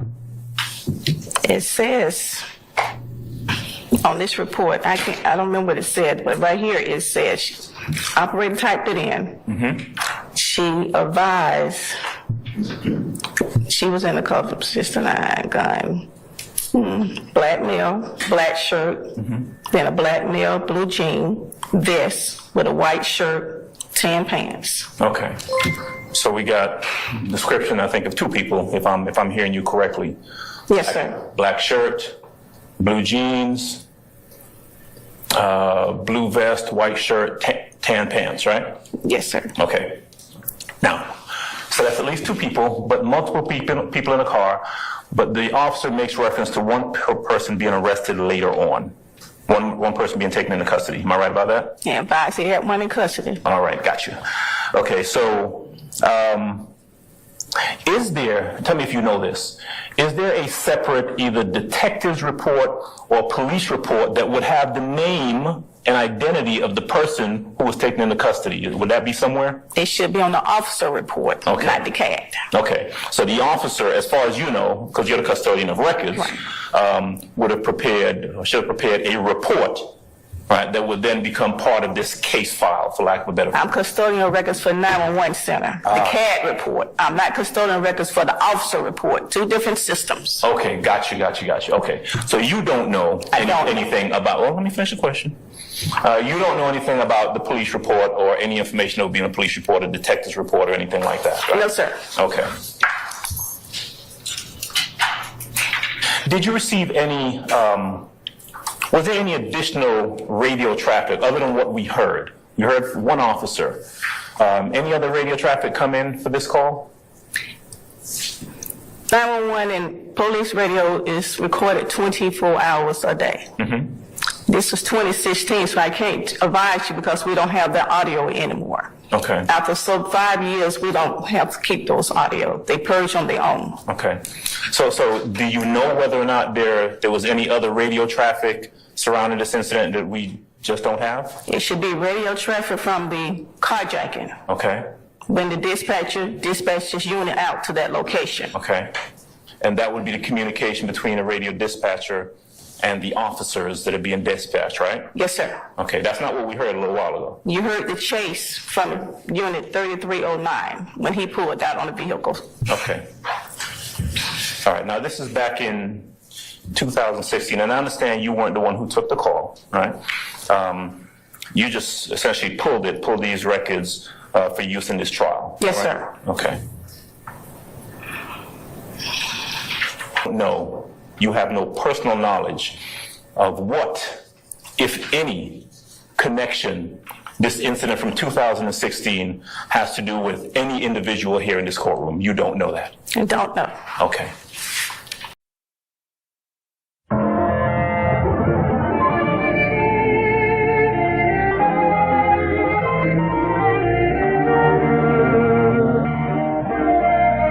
Be sure to join us for the next episode of Days of Our Lives.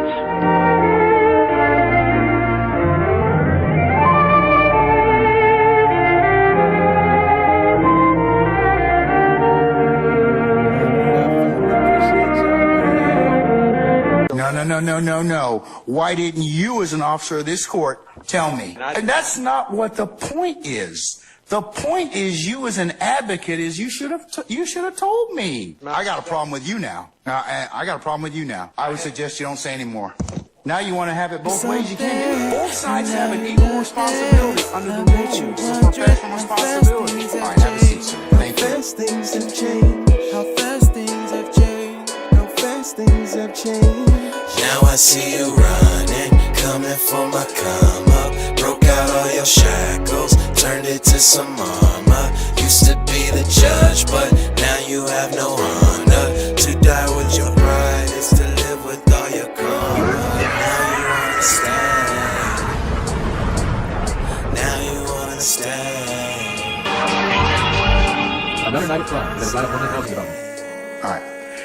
Anybody else have any other issues as to... Uh-oh. Fulton County has no problem coming in here and cuffing all of us, okay? Don't be an idiot. Are you trying to tell me about myself? You homeless, Ern. You don't even have a mirror to look at yourself. Here.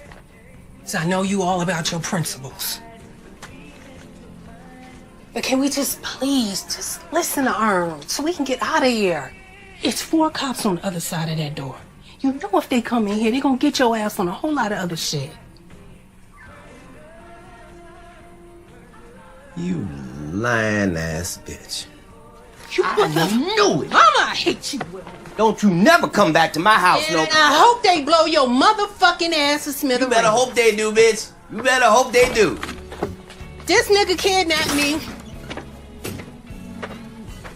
I think I'm entitled. You want answers? I want the truth! You can't handle the truth! What are you, fucking nuts? You thought...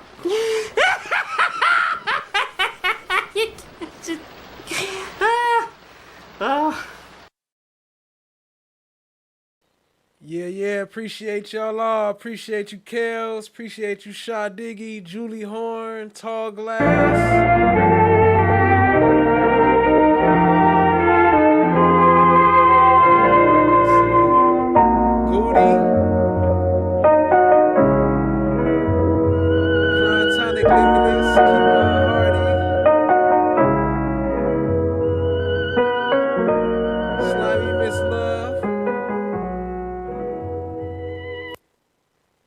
Appreciate y'all. Till next time, family. Tap in. Much love. Stay fresh and stay blessed. I might be going live this Sunday. I got to see if I get some stuff ready. Appreciate you asking. Thanks for asking, Shaw Diggy. Maybe this Sunday coming up around the same time. So appreciate y'all being here. Much love. Hit the like, hit the subscribe, tap in, share with a friend. I'm out.